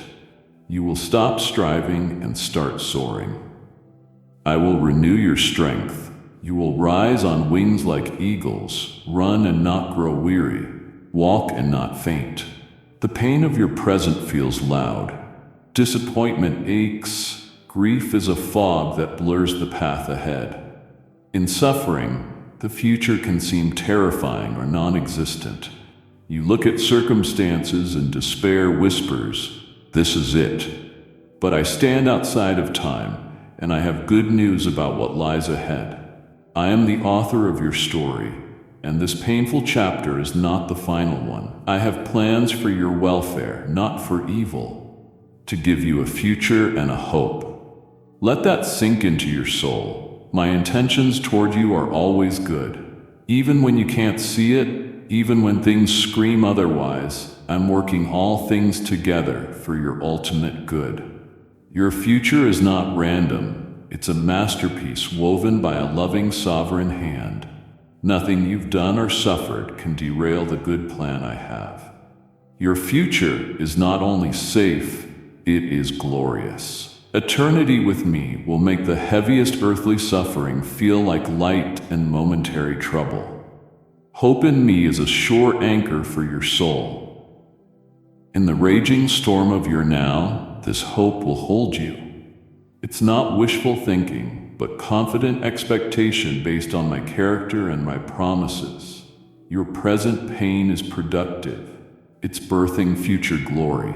Just as labor pains precede joy, your struggles are producing a weight of glory, carving out capacity for joy, deepening character, and strengthening faith. Lift your eyes from present pain and look forward with joyful expectation. Don't wait passively, anticipate the good I've prepared. Trust me, I know the end of the story, and it's filled with far more goodness than you can imagine. The best is yet to come. I know you feel the battle. There is an enemy who despises you because you are mine. He attacks with lies in your own voice, telling you that you are worthless, unforgivable, and alone. He tempts you with old patterns, oppresses you with fear, and tries to steal your joy. You feel drained and discouraged, sometimes utterly defeated. But here's the declaration. The war has already been won. The spirit in you is greater than the one in the world. This is not a battle of equals. The decisive fight was won at the cross. When Jesus said, "It is finished," he declared the end of the enemy's reign. His resurrection shattered the darkness. You do not fight for victory. You fight from victory. You are not a soldier trying to take a hill. You are a peacekeeper enforcing a victory already secured. I have given you authority to overcome the enemy's power. The authority comes from me and is yours to wield in Jesus' name. When the enemy attacks, resist him and he will flee. How? Stand firm on my truth when he whispers lies. Hold up the shield of faith to extinguish doubt's flaming arrows. Speak my word, the sword of the Spirit. Your resistance is not willpower, but faith in the victory you already possess. No weapon formed against you shall prosper. Lies will be crafted, temptations sent, schemes devised, but they will not accomplish their purpose to destroy you. I will disarm them. You, my child, are more than a conqueror through Him who loves you. You are not a victim or merely a survivor. You are an overwhelming victor. Stand up, soldier. The victory is yours. My child, I have armed your spirit with promise and fortified your soul for the road ahead. It hurts me to see you turn away now, just as deep transformation is beginning. Don't walk away from the rest of my counsel. There are truths yet to hear about the freedom I long to give you. Your heart is broken. The pain presses on your chest and makes it hard to breathe. The world offers cheap fixes, distract, numb, pretend. But grief is not an illness to be cured. It's a path to be walked, and you don't walk it alone. In your deepest sorrow, I draw nearer than ever. I don't stand at a distance waiting for you to pull yourself together. I enter your sorrow with you. I am the God of all comfort. My comfort is not empty platitudes. It is my presence, a tangible reality that surrounds and upholds you when you cannot stand. I am near to the brokenhearted and save those crushed in spirit. When your heart is shattered by loss or betrayal, I gently gather the pieces. When your spirit is crushed by disappointment, I breathe new life into you. You may feel that no one understands, but I do. I see every secret tear. I have collected them all. They are precious to me. That is why I said, "Blessed are those who mourn, for they will be comforted." Mourning is not weak faith, it is the mark of deep love. Your willingness to grieve creates a space only my comfort can fill. Don't rush the process or let anyone tell you when you should be over it. Weeping may last for the night, but joy comes in the morning. This promise is real. The night can feel endless, but dawn is coming. My joy will break through, not to erase memory, but to redeem it. Until that morning comes, allow my presence to be the healing balm for your wounded heart. Stop trying to be strong on your own. Be still. Lean back into my everlasting arms and let me hold you. Let me comfort you. I am here. I will not leave you in your pain. I will carry you through it. My child, I know how it feels when you pray. You send words into the quiet, and the quiet feels endless. You wonder if your words are hitting the ceiling. You worry you're bothering me with problems that seem small compared to the whole world. You ask, you plead, you cry out. And when the answer doesn't come the way or the moment you expected, doubt creeps in.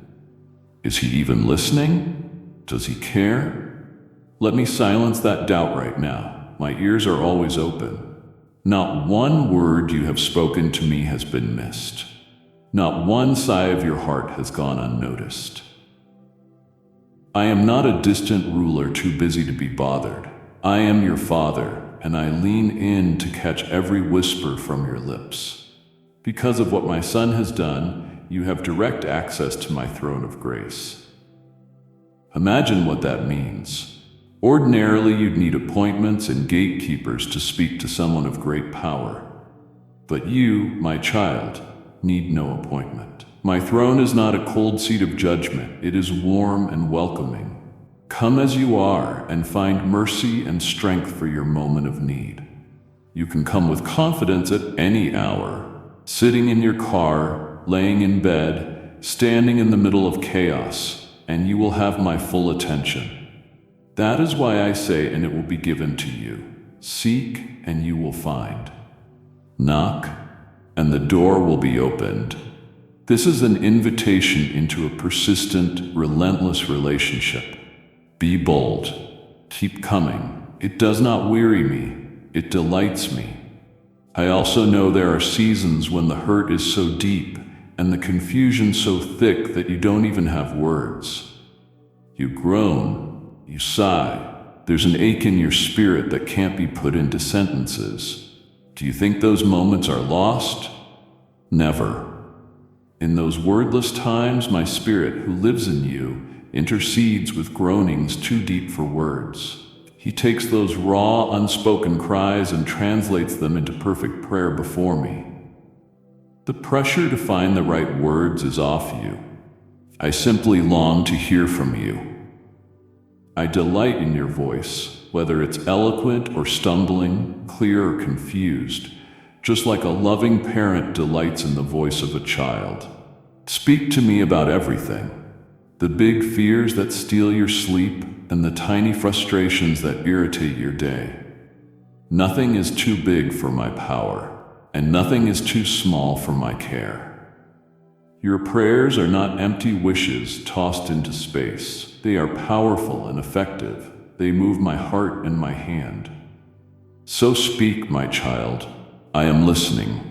As your prayers rise like a sweet aroma to my throne, your actions can pour a river of life into the world.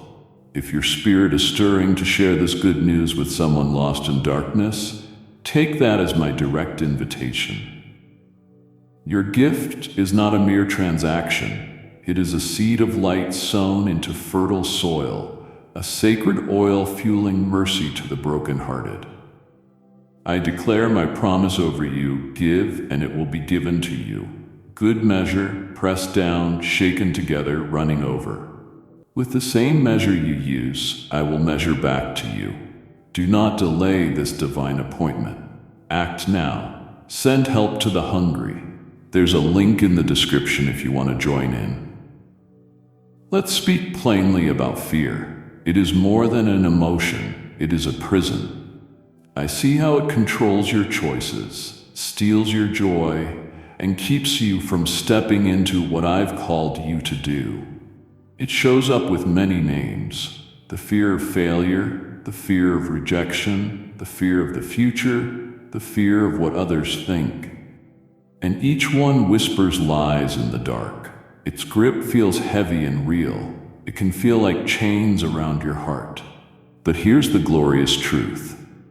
You were not made to live in that prison. I did not give you a spirit of fear. Fear is not your native language. It's a foreign intruder. The spirit I gave you is one of power, love, and sound mind. This is your true nature. You have the power to act with courage even when you feel afraid. You have my love, the perfect antidote to fear. And you have a mind able to be calm, orderly, and steady, not chaotic and spiraling. Freedom comes when you stop believing the lies of the imposter spirit of fear and start living from the truth of the spirit I placed within you. The greatest weapon against fear is my perfect love. My love casts out fear. Fear lives in darkness and in uncertainty. My love floods that darkness with light. My love says you are completely forgiven, so the fear of punishment disappears. My love says I will never leave you, so the fear of abandonment fades. My love says I am in control and my plans for you are good, so the fear of the unknown loses its teeth. My love does not tolerate fear. It expels it. I am your light and your salvation. Whom shall you fear? When my light surrounds you, shadows flee. When you're secure in my salvation, the world's threats lose power. In moments of deep anxiety, feel my hand holding yours. I whisper, fear not. I am the one who helps you. Do not let your heart be troubled. Choose trust today. Release the anxieties you clutch so tightly. Open your hands and receive the courage, love, and peace I'm giving you. Step out of the prison. I see you standing at a crossroads, frozen by the fear of making the wrong choice, about a job, a relationship, money, the future. The pressure to get it right can feel crushing. You want a sign, a booming voice from heaven, undeniable proof of which way to go. Breathe. I am not a God who hides my will from you. I delight in guiding you, and I long to give you wisdom. If you lack wisdom, ask me. I will give it generously and without finding fault. Notice there are no conditions. Type yes if you are ready for the blessings that you are about to receive. And if you believe in Christianity, kindly show your support for our community by contributing super thanks from $50 to $100. It doesn't say if you're good enough or if you haven't messed up recently. It simply says, if you lack it, ask. I give generously and I don't condemn your confusion. I'm a loving father who's pleased when his child comes for help. The beginning of wisdom is humility, a reverent trust that says, I don't have the answer, but I know the one who does. How do I give wisdom? I instruct and teach you in the way you should go. I counsel you with loving attention. I guide you first through my word. Scripture is a lamp for your feet and a light for your path. It may not spell out every modern 21st century option, but it gives you timeless principles and the character of God to illuminate the next right step. I also guide you through the inner counsel of the Spirit. As you quiet your heart, He will lead you into truth. Your part is simple. Trust me with your heart and don't lean on your own understanding. In all your ways acknowledge me, and I will make your path straight. You don't need the whole map. Just take the next step in the light I give.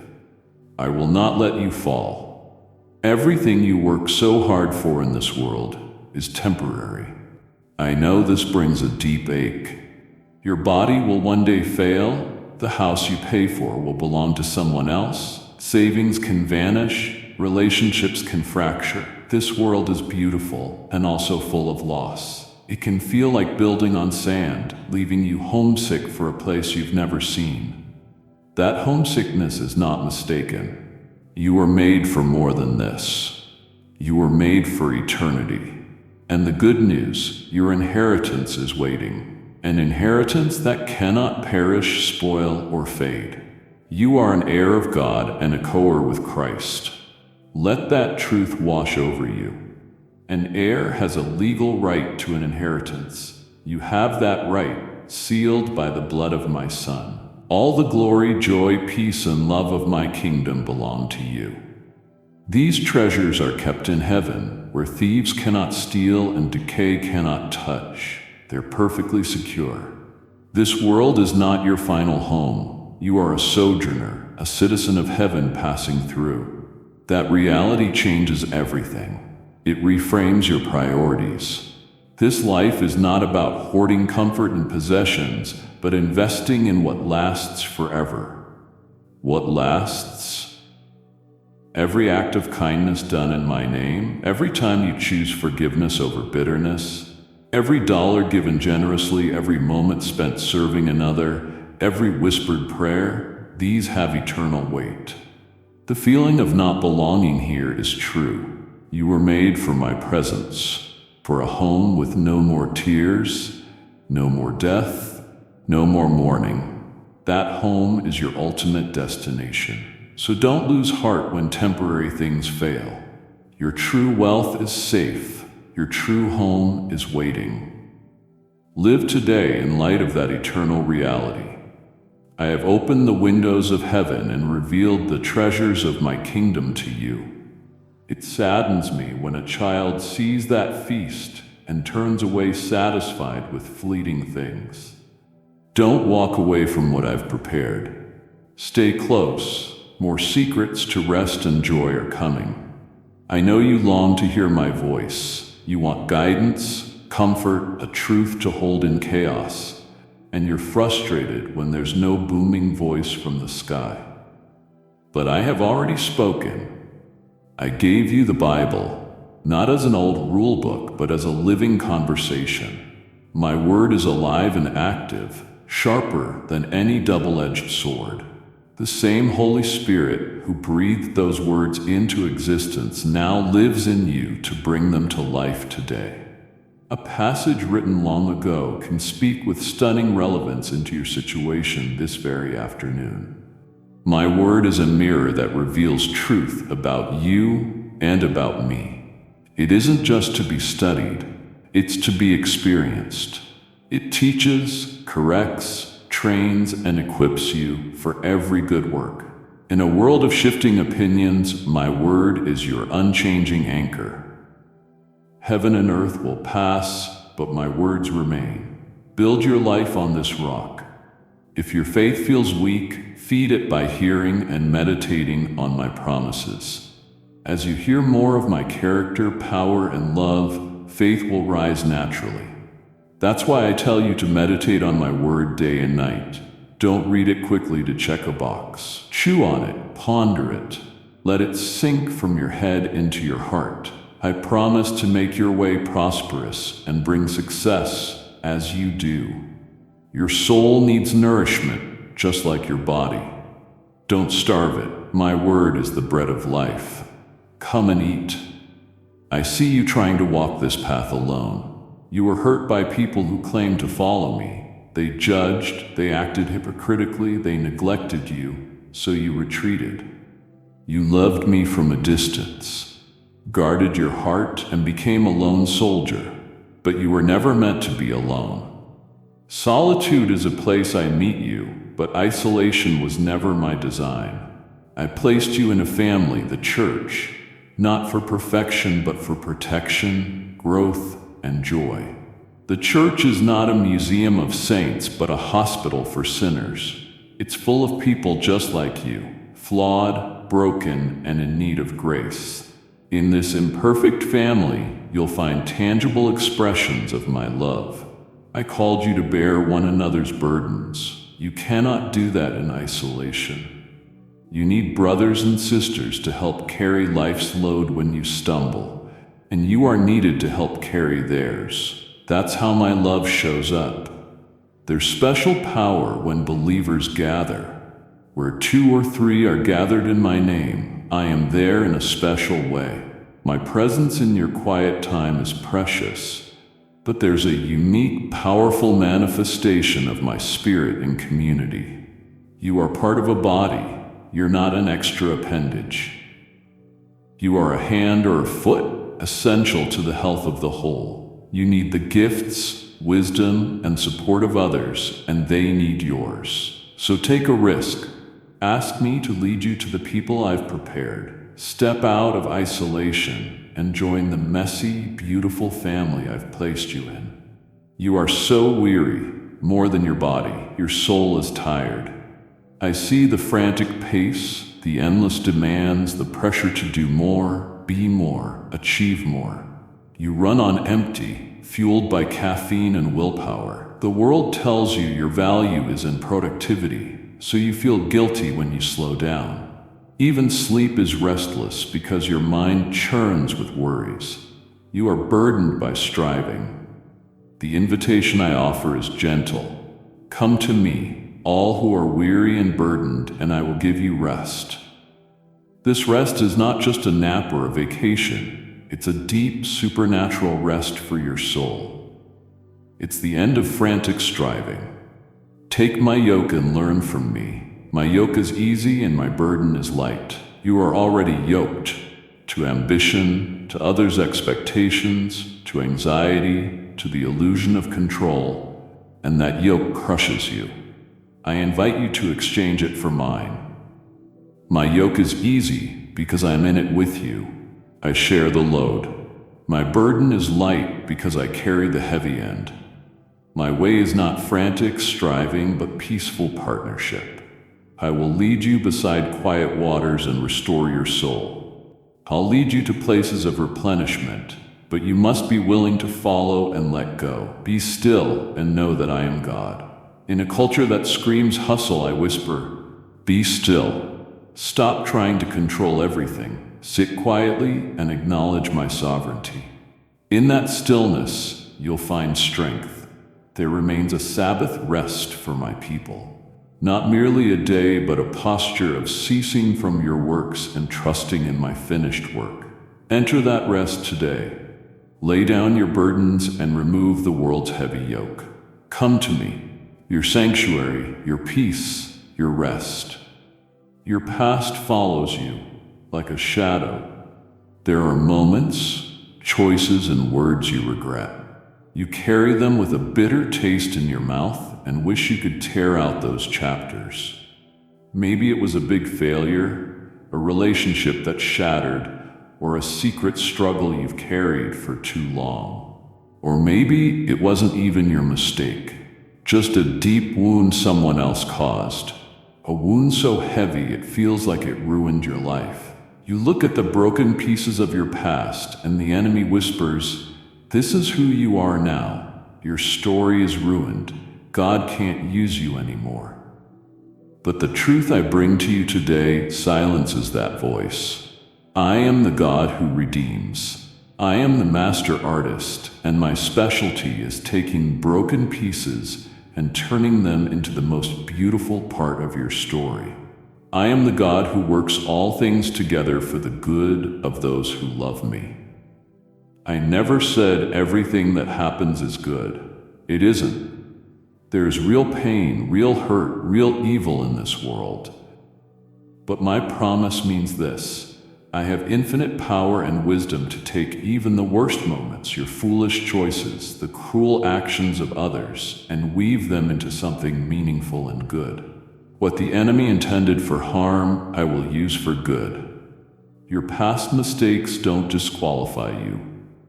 In my kingdom, those very things often become your greatest qualifications. The humility you gain through your failures gives you a compassion you didn't have before. The experience of being lost and then found gives your testimony a strength that those who never wandered can't fully understand. I am turning your mess into a message, your test into a testimony. I am already working to redeem your story. Redemption doesn't erase the past. It gives the past new purpose. Think of me like a master weaver crafting a great tapestry. From your side, you only see the tangled knots and dark threads of your past. It looks chaotic, ugly, meaningless. But from my side, those very threads are forming a beautiful and intentional design. The darkest threads often make the brightest colors shine the most. This is why where sin increased, my grace increased even more. My grace is stronger than your biggest sin. So stop hiding your broken pieces in shame. Bring them to me. Watch as I transform the very thing that nearly destroyed you into something that brings hope and healing to others. Your greatest wound can become your greatest ministry. Trust me with your story. I am still writing, and the ending is good. You often feel powerless, my child. You look at the mountains in your life, the illness, the financial pressure, the broken relationship, the injustice around you, and you feel small and helpless. You approach your spiritual life timidly, like a beggar hoping for scraps. You see darkness and think all you can do is hide and hope it passes. But you have forgotten who you are and whose you are. Here is the empowering truth. You are not powerless. As my child, you don't operate from weakness, but from a position of authority that I have entrusted to you. I have given you authority over the power of the enemy.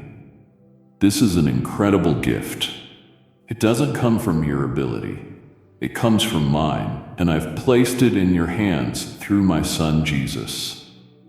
Think of an ambassador. An ambassador doesn't speak for himself. He speaks with the full backing of the kingdom he represents.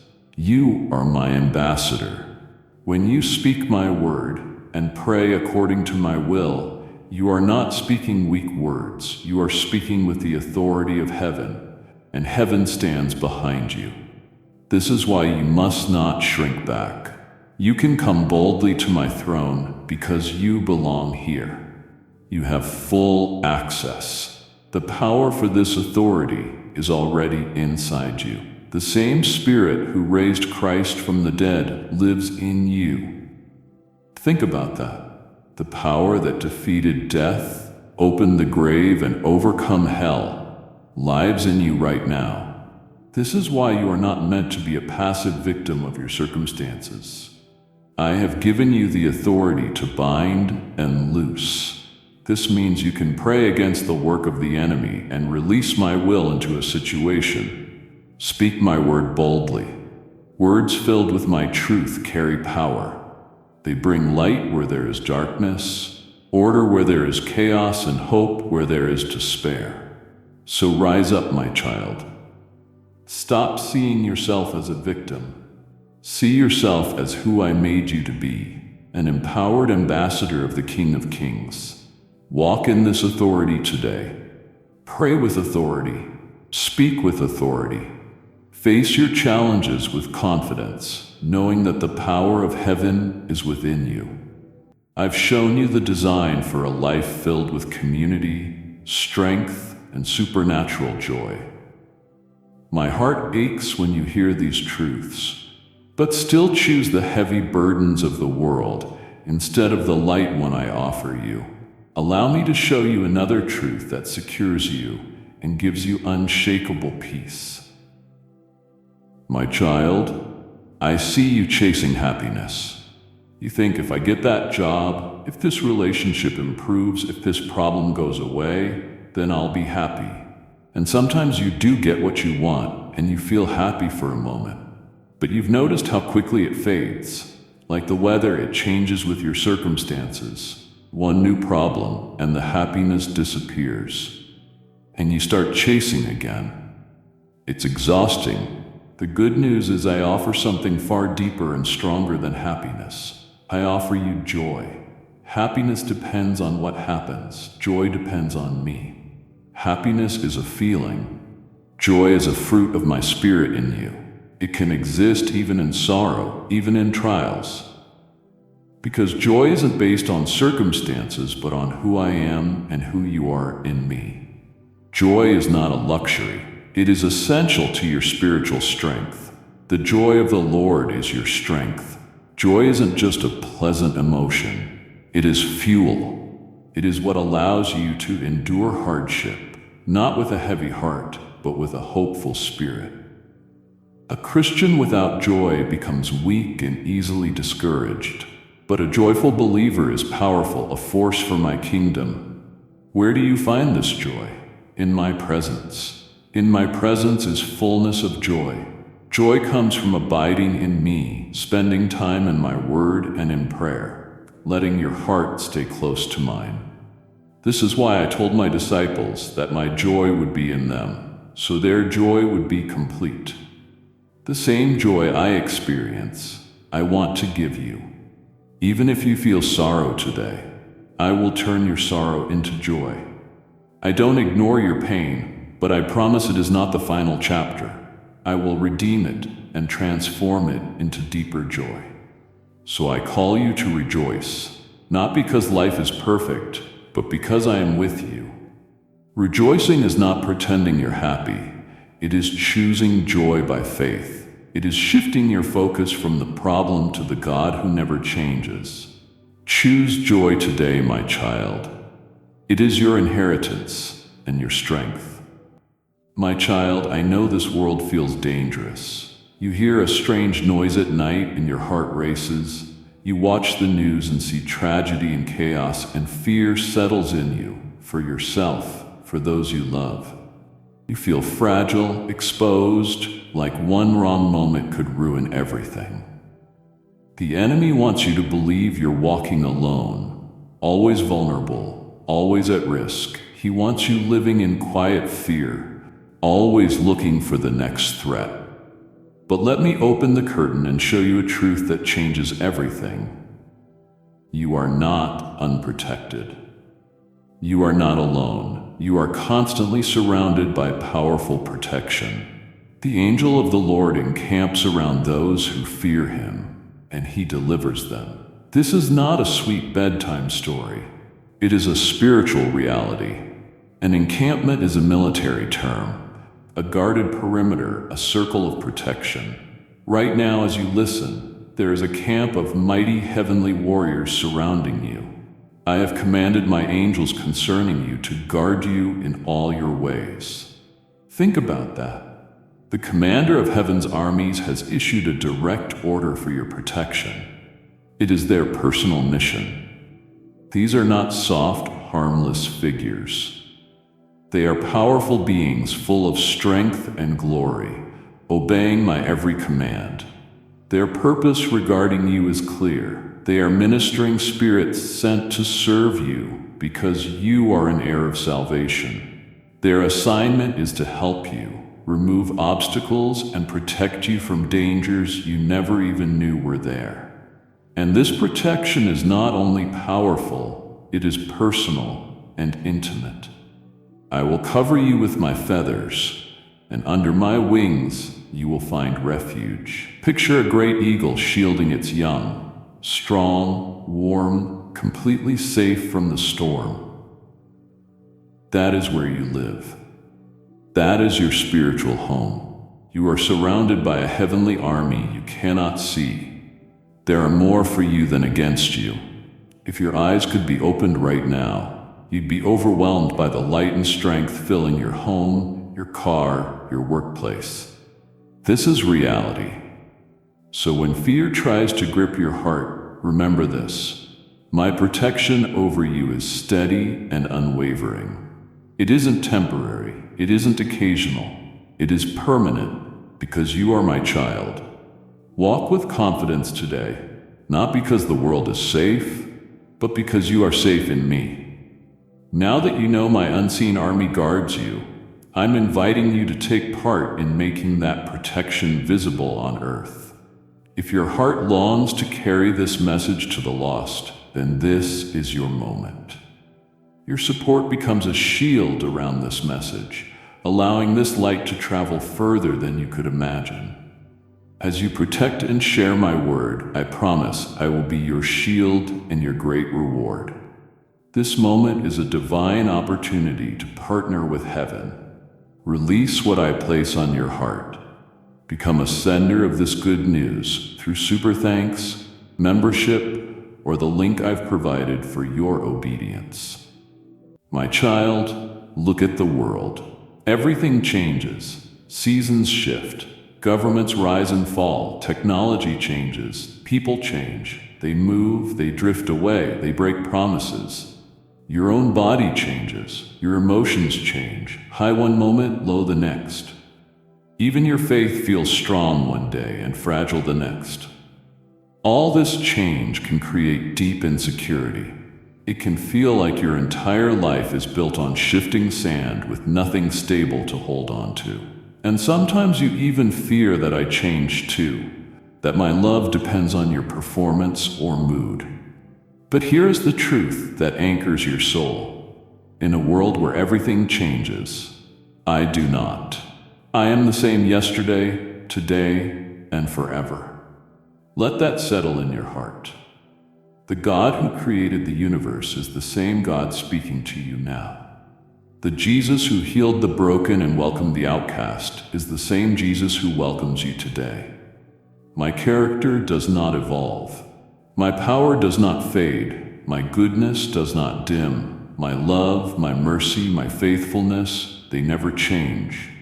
They are not based on how you feel or how well you behave. They are rooted in who I am, unchanging and eternal. Every good and perfect gift is from me, the Father of lights, who does not change like shifting shadows. Unlike the sun that moves and changes direction, I am steady, constant, unwavering light. There is no hidden dark side, no sudden change of heart toward you. I am your solid rock. While the world shakes, you stand on firm ground. You can build your entire life on my character, and it will never crack. My promises to you are all yes and amen. They are not maybe or if you're good enough. They are guaranteed by my unchanging name. So when everything feels unstable, when people fail you, when your own feelings betray you, stand on this truth. Stop looking for stability in unstable things. Build your life on the only true certainty. your God who never changes. I see your struggle, my child. I see the sin you keep fighting over and over. I hear the prayers you whisper after falling again, the ones filled with shame and frustration. Why can't I stop? What's wrong with me? Will I ever change? You try with all your strength. You make promises. You try harder. You push yourself with willpower, but you fall into the same patterns, and it leaves you discouraged, believing your heart is broken beyond repair. You think the issue is that you're not trying hard enough, but the real problem is deeper. It's a heart problem.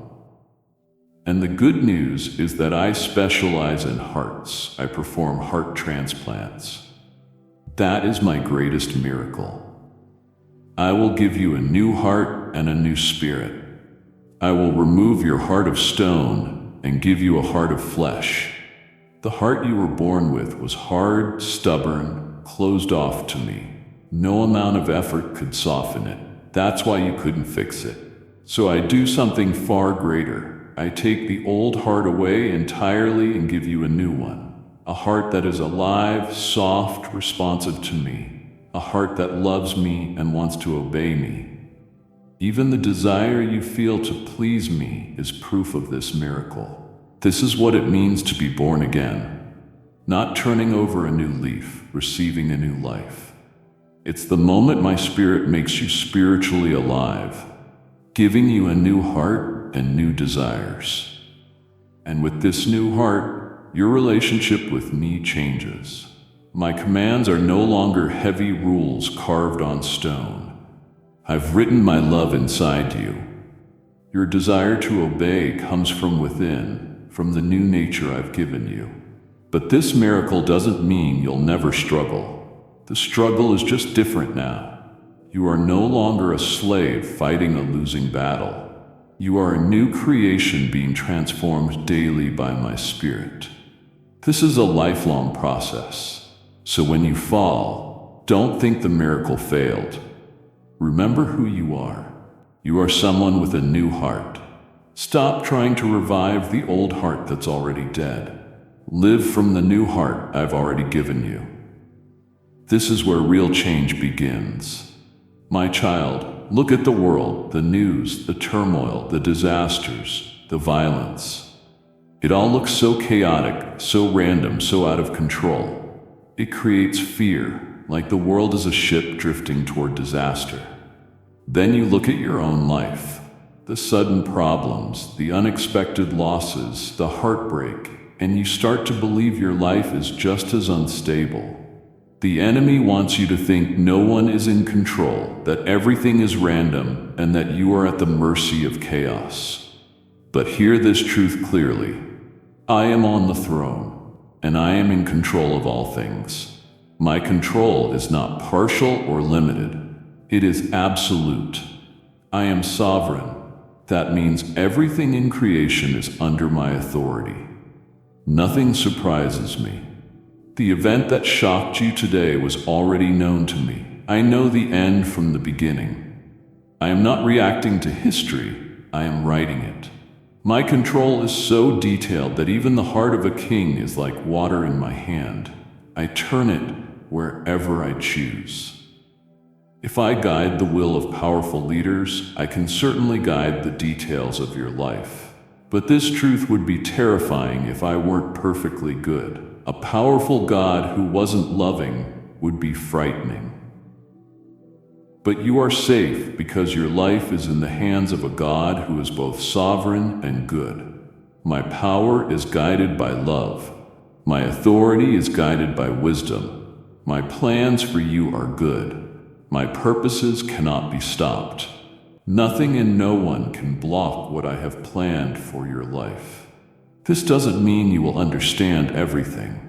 From your limited view, many things will confuse and hurt you. But you can rest knowing the one who controls all things loves you with an everlasting love. So when the world feels chaotic, when your life feels unstable, lift your eyes from the storm and look at my throne. It is occupied. It is unshakable.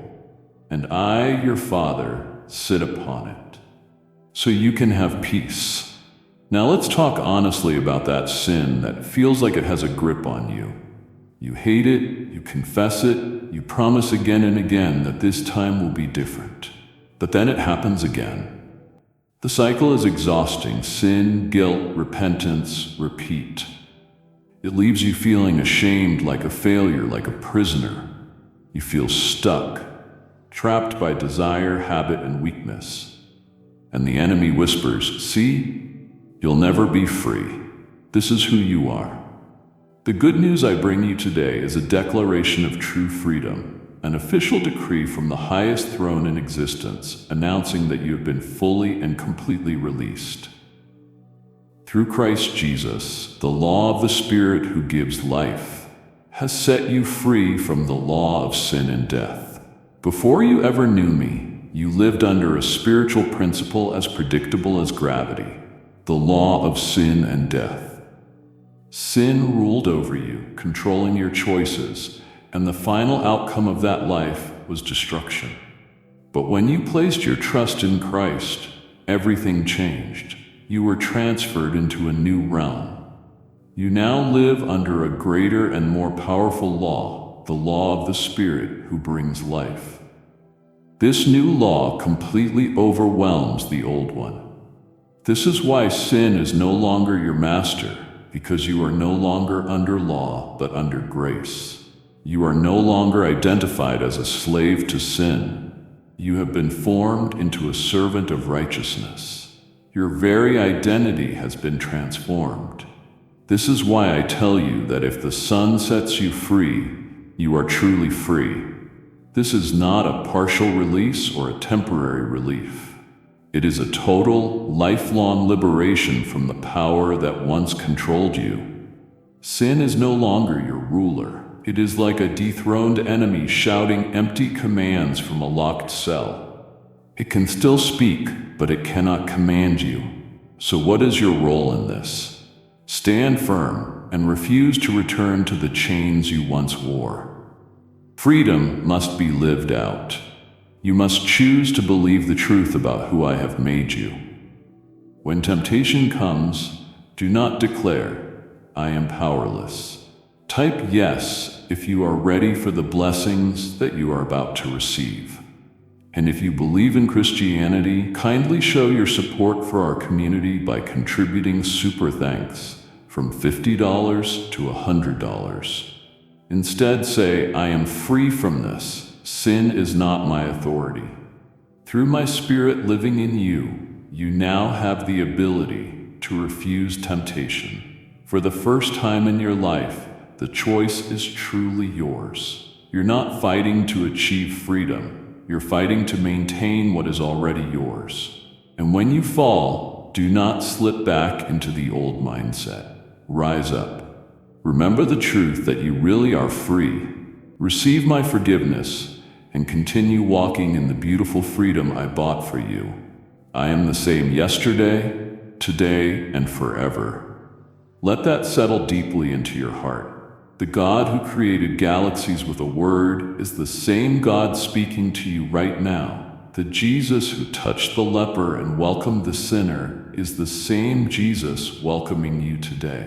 My character never changes. My strength never weakens. My goodness never fades. My love, mercy, and faithfulness toward you are unshakable. They do not depend on your feelings or your performance. They come from who I am, and I never change.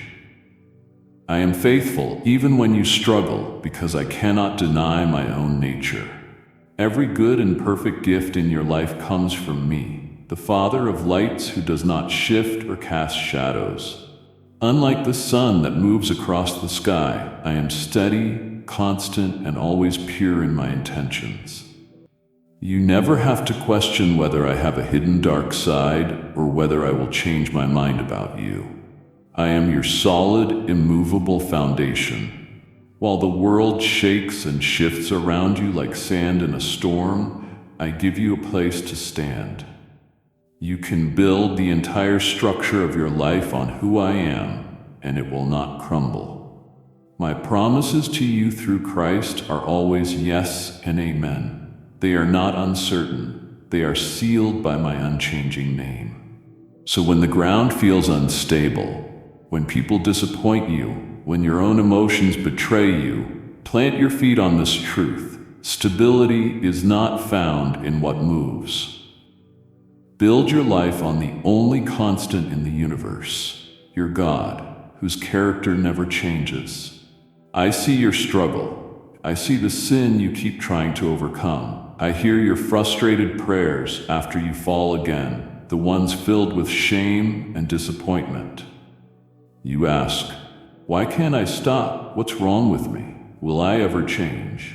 You try so hard in your own strength. You make promises. You try to force transformation through sheer determination. But the pattern repeats itself, leaving you empty and discouraged, convinced that something inside you is beyond repair. You think the problem is that you aren't trying hard enough, but the real issue is deeper. It's a heart problem. And I am the healer of hearts. I am the one who performs spiritual heart transplants. This is my greatest miracle. I promised that I would give you a new heart and a new spirit. I remove the heart of stone and replace it with a heart of flesh. The heart you were born with was hard, stubborn, and unable to respond to me. No effort of your own could soften it.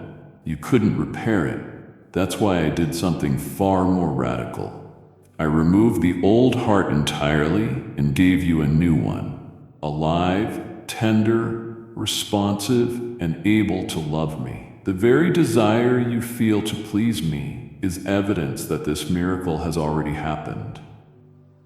This is what it means to be born again. It's not simply turning over a new leaf, it's receiving new life. It is the moment when my spirit breathes life into your spirit, awakening you and giving you a living hope. With this new heart, your relationship with me changes. My commands are no longer distant rules written on stone for you to strain and obey. Now my law is written inside your heart. Your desire to do what is right flows from within, from the new nature I gave you. But this miracle does not mean your life will be free from struggle. It means your struggle has changed. You are no longer a defeated slave fighting a losing war. You are a new creation in Christ, and my Spirit is actively shaping you into my image, piece by piece, glory to glory. This is a lifelong process. So when you fall, do not assume the surgery failed. Remember who you are, a person with a new heart. Stop trying to repair the old heart that no longer exists. Live from the new one I have placed within you. This is where true, lasting transformation begins. My child, look at the world around you. The news, the conflict, the disasters, the violence. It all seems chaotic and out of control. It fills your heart with fear, as if everything is headed toward destruction, with no one steering the ship. Then you look at your own life, the diagnosis you didn't expect, the job you suddenly lost, the relationship that shattered without warning. It feels like your personal world is spinning wildly. The enemy whispers that everything is random, meaningless, and that you are alone in it. But I want you to hear the truth that anchors everything. I am on the throne, and I am in complete control. My authority is not partial, it is absolute. I am sovereign. Nothing surprises me. Not one moment of your life catches me off guard. The event that broke your heart today did not break my plan. I know the end from the beginning. I am not responding to history. I am writing it. Even the hearts of kings are like streams of water in my hand. I turn them wherever I choose. If I guide the most powerful people on earth to fulfill my purposes, you can trust that I am guiding the details of your life as well. This truth would be terrifying if I were not also perfectly good. A powerful God without goodness would be a nightmare. But you can rest because the one who rules everything loves you completely. My power is always guided by love. My authority is always shaped by wisdom. My plans for you are always good. Nothing can stop the purpose I have for your life or for the world. My intentions will stand, and I will accomplish everything I desire. This does not mean you will understand everything. From your perspective, many things will remain confusing or painful, but you can rest in the confidence that the one with full control also has full love for you. So when your world feels chaotic, lift your eyes from the storm around you and look at my throne. It is unshakable, and I, your Father, sit upon it, so you can be at peace. I have revealed my sovereignty, my unchanging nature, and the solid foundation beneath your life. Do not hear these truths only to return to fear and doubt. Let me show you how to walk in real freedom. Let's talk honestly about that sin, that cycle that wears you down. You hate it, you confess it, you promise it will be different, and then it happens again. The loop of sin, guilt, repentance, and return feels endless and exhausting. It leaves you feeling like a failure, like a fraud, like a captive. The enemy loves to hold you in this place so he can whisper, "You will never change. This is who you are." But the good news is this: you have been set free. You stand under a decree of freedom written by heaven's highest authority. Through Christ Jesus, the law of the Spirit who gives life has set you free from the law of sin and death. Before you knew me, sin was your master, and its end was death. But when you trusted in Christ, you stepped into a new realm. You entered a new law, the law of the Spirit who gives life. This law crushes the power of the old one. Sin is no longer your master. You are a servant of righteousness now.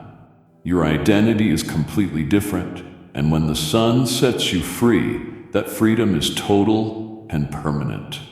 Sin has been dethroned. It may still shout, but it cannot command. So stand firm in this freedom. Do not allow yourself to be dragged back into old chains. Freedom is something you walk in by believing the truth. When temptation calls, do not say, "I can't help myself."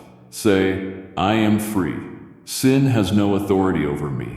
Through my Spirit in you, you have the power to say no." You are not fighting for freedom.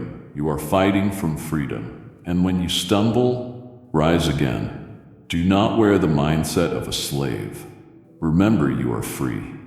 Accept my forgiveness and keep walking forward. My beloved, I see your pain. It sits with you every day. For some, it is pain in the body, a diagnosis that steals peace, a weakness that drains your strength. For others, the pain is in the heart, the wound of betrayal that never healed, the weight of grief that lingers, the scars of trauma that make trust hard. And for many, it is the pain of regret, the years lost to fear, addiction, confusion, or wandering. You look back and think those years were wasted forever. You wonder if wholeness is even possible. But hear this: I am the Lord who heals you. Healing is not just something I give. It is who I am. My healing is for every part of you. For your body, remember this truth: by the stripes of Jesus, you were healed. This is not denial of what you feel. It is a declaration of what has been purchased for you. At the cross, Jesus paid the price for sin and every consequence of sin, including sickness. Health is part of the finished work. Come to me, your healer, and receive by faith what has already been made available. For your heart, I am the one who binds up the brokenhearted. I do not place a temporary cover over your wounds. I gently enter the deepest parts of your pain, cleanse the damage with my love, and stitch you back together with grace. You will be stronger in the very places where you once broke. And for your lost years, hear my promise: I will restore the years the locusts have eaten. What you call wasted, I can redeem. I can accelerate your growth, multiply your fruitfulness, and fill your future with more purpose and blessing than you ever imagined. My restoration always surpasses what was lost. I am the God who makes all things new. Bring me your body, your heart, your years. Do not hide the broken pieces. Put them in my hands. I am the master restorer, and I will not just patch you up. I will make you more whole and more radiant than before. My child, I know the pressure you feel. The world tells you to perform, to achieve, to succeed. Even in your walk with me, you feel pressure to be better, more loving, more patient, more disciplined. You try so hard to produce spiritual fruit, and you become discouraged when you see old habits return. You feel like a fruitless branch trying desperately to force apples to grow. But the freeing truth I have for you today is this. It's not about trying harder, it's about staying connected. I am the vine, you are the branch. Think carefully about this picture. Does a branch strain to produce fruit? Does it force fruit out of itself? A branch has one job: stay connected to the vine. The branch has no life of its own. All its nourishment, strength, and fruit come from the vine. Fruit is not the branch's achievement, it is the vine's life flowing through it. You are the branch. I am the vine. Without me, you can do nothing. This is not meant to threaten you. It is meant to lift the weight off your shoulders. Your job is not to produce fruit. Your job is to remain connected to me, to dwell in my love, to stay close to me, to draw your life from me. If you remain in me, you will bear much fruit. It is guaranteed. What is this fruit? First, it is the fruit of my spirit, my character growing within you. Love, joy, peace, patience, kindness, goodness, faithfulness, gentleness, and self-control. You cannot manufacture these by force. They grow naturally as my life flows in you. Second, there is the fruit of your impact on others. The lasting influence your life has as you love, serve, pray, and share hope. These fruits are eternal, showing the world that you belong to me. So release the pressure, let go of condemnation, shift your focus, stop trying to force fruit. Put your energy into abiding. Fruit will come, I promise you, and my child, deep within you, there is a fear that you are disappointing me. You see your weakness, your failures, your constant need for grace, and you think you are wearing out my patience. But hear this. I do not love you because you are strong. I love you because you are mine. You often think, I'm too much of a mess. Surely there must be a limit to how patient God can be with me. When you stumble, shame makes you want to hide from me, as if you must scrub yourself clean before you dare come near me again. The world, and even religion at times, has trained you to believe you only receive what you earn. So you live exhausted, constantly trying to win my approval, always feeling like you need to be better, stronger, holier to deserve my help. But the freeing message I want you to hear today is wrapped in one word: grace. And this grace is far deeper, richer, and stronger than anything you have ever imagined. Grace is my favor toward you that cannot be bought, worked for, or achieved. It is a gift. You were saved by grace through faith, not by your own effort. You didn't earn salvation, and you don't keep it through your own strength. It has always been my gift to you. I am not waiting for you to fail. I am leaning toward you with a flood of kindness you could never run out of, and this grace is always enough for you. My grace fits every need perfectly.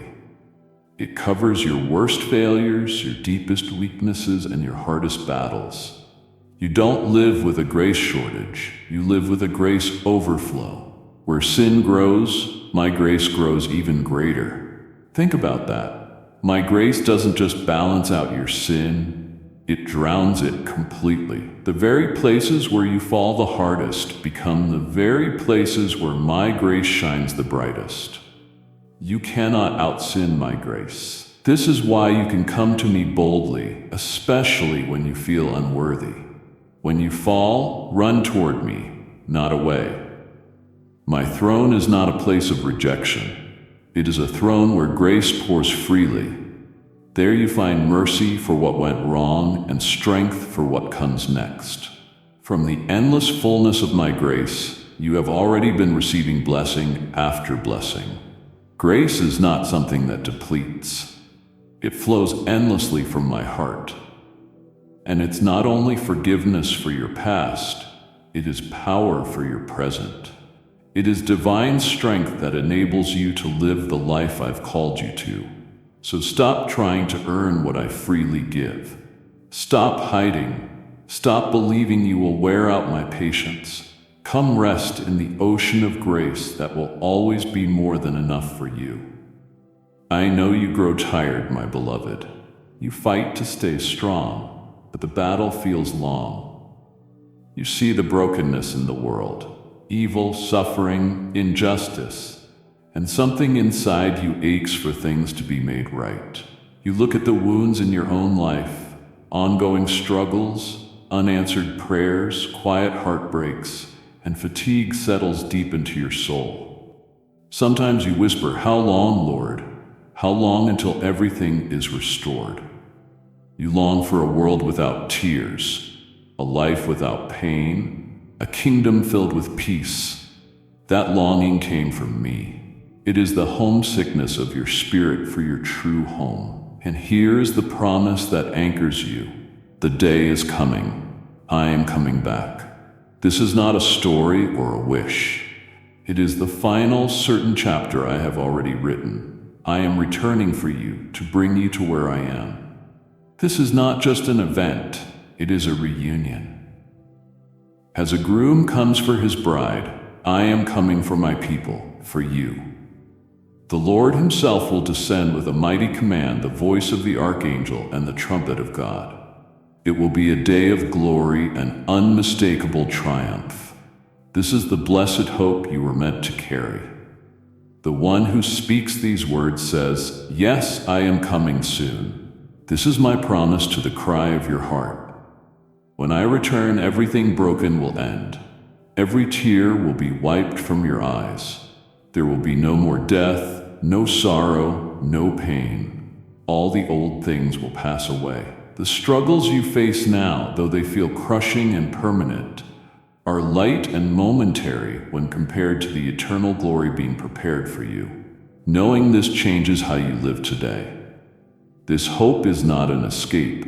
It is fuel. It gives you endurance when trials press hard because you know they are temporary. It gives you courage to stand for what is right because true justice is coming. It gives you urgency to love others because time matters. So I tell you, be ready, not with fear, but with joyful expectation. Live each day as if it could be the day. Keep your heart close to me.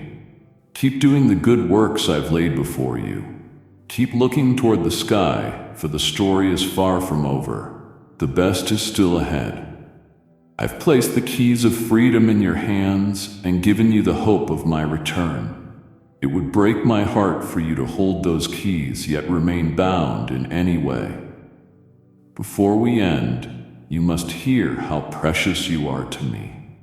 My child, let's talk about how you see yourself. When you are alone and the masks fall off, what does the voice inside tell you? It compares you to others, doesn't it? It lists the ways you don't measure up. It whispers that you aren't smart enough, attractive enough, successful enough, spiritual enough. It replays your mistakes and magnifies your flaws. You've listened to that voice for so long that it has begun to sound like truth. You've accepted a sense of worthlessness that was never mine. The life-changing truth I want you to receive is this: your value to me is immeasurable. You are worth more than many sparrows. Not a single bird falls without my awareness, yet you are infinitely more precious to me. Even the hairs on your head are numbered, not to show my ability to count, but to show how intimately involved I am in every detail of your life. I know you more deeply than you know yourself. I know your fears, your dreams, your thoughts. Your existence is no accident. I formed your innermost being. I carefully knit you together with purpose. You are not mass-produced. You are handcrafted by the master artist of the universe. You are wonderfully made, and my feelings toward you are not cold or distant. They are filled with delight. I rejoice over you with singing. When I look at you, my heart is moved with joy. You are my masterpiece, my work of art, created in Christ Jesus to reflect my goodness and creativity. Your worth is not built on how you look, what you achieve, or how well you perform. Your worth was set at the cross when my Son gave his life for you. Your value equals the value of his life, an infinite worth. So today I urge you, out of love, stop believing the lies. Never again question your worth to me. You are not a failure or a disappointment. You are my beloved child, my masterpiece, my joy. See yourself as I see you, and walk with the confidence of who you truly are. When my Son walked the earth, his disciples had the gift of seeing him face to face. They could hear his voice, feel his touch, and follow his lead. I know you've wished for that. In moments of confusion, you think, if only Jesus were right here, I would know what to do. In moments of loneliness, you feel abandoned, as though you're trying to live out your faith alone. My child, here is the truth that changes everything. You have not been left as an orphan. I have given you something even better than Jesus beside you. I have given you my Spirit within you. I sent the Advocate, the Holy Spirit, to remain with you forever. He is not a vague force or a distant power. He is God. He comforts you. He helps you. He guides and counsels you. When you feel alone, He reminds your heart that I am near. When you grieve, He surrounds you with my comfort. When you are uncertain, He whispers wisdom that you could never find on your own. My presence has made its home inside you. His work is active and deeply personal. He teaches you. He brings Scripture to life. When you feel overwhelmed, He brings the exact promise you need to remember. You are sealed with the Holy Spirit, marked as mine forever. His presence is the down payment of the glory to come. It guarantees your inheritance. It guarantees your future. He invites you into relationship, not a distant one, but an ongoing daily partnership. Do not ignore His voice or push Him away through sin. Instead, let Him fill you. Surrender each day. Listen for His gentle leading. He empowers you to be my witness. He convicts you, not to shame you, but to guide you back to life. He is your compass, pointing you to what is right. The same power that raised Jesus from the dead lives within you. So stop trying to navigate life alone. Stop acting like you are powerless. Lean into Him. Depend on Him. My power within you is your greatest strength. My beloved, we have traveled through oceans of good news today.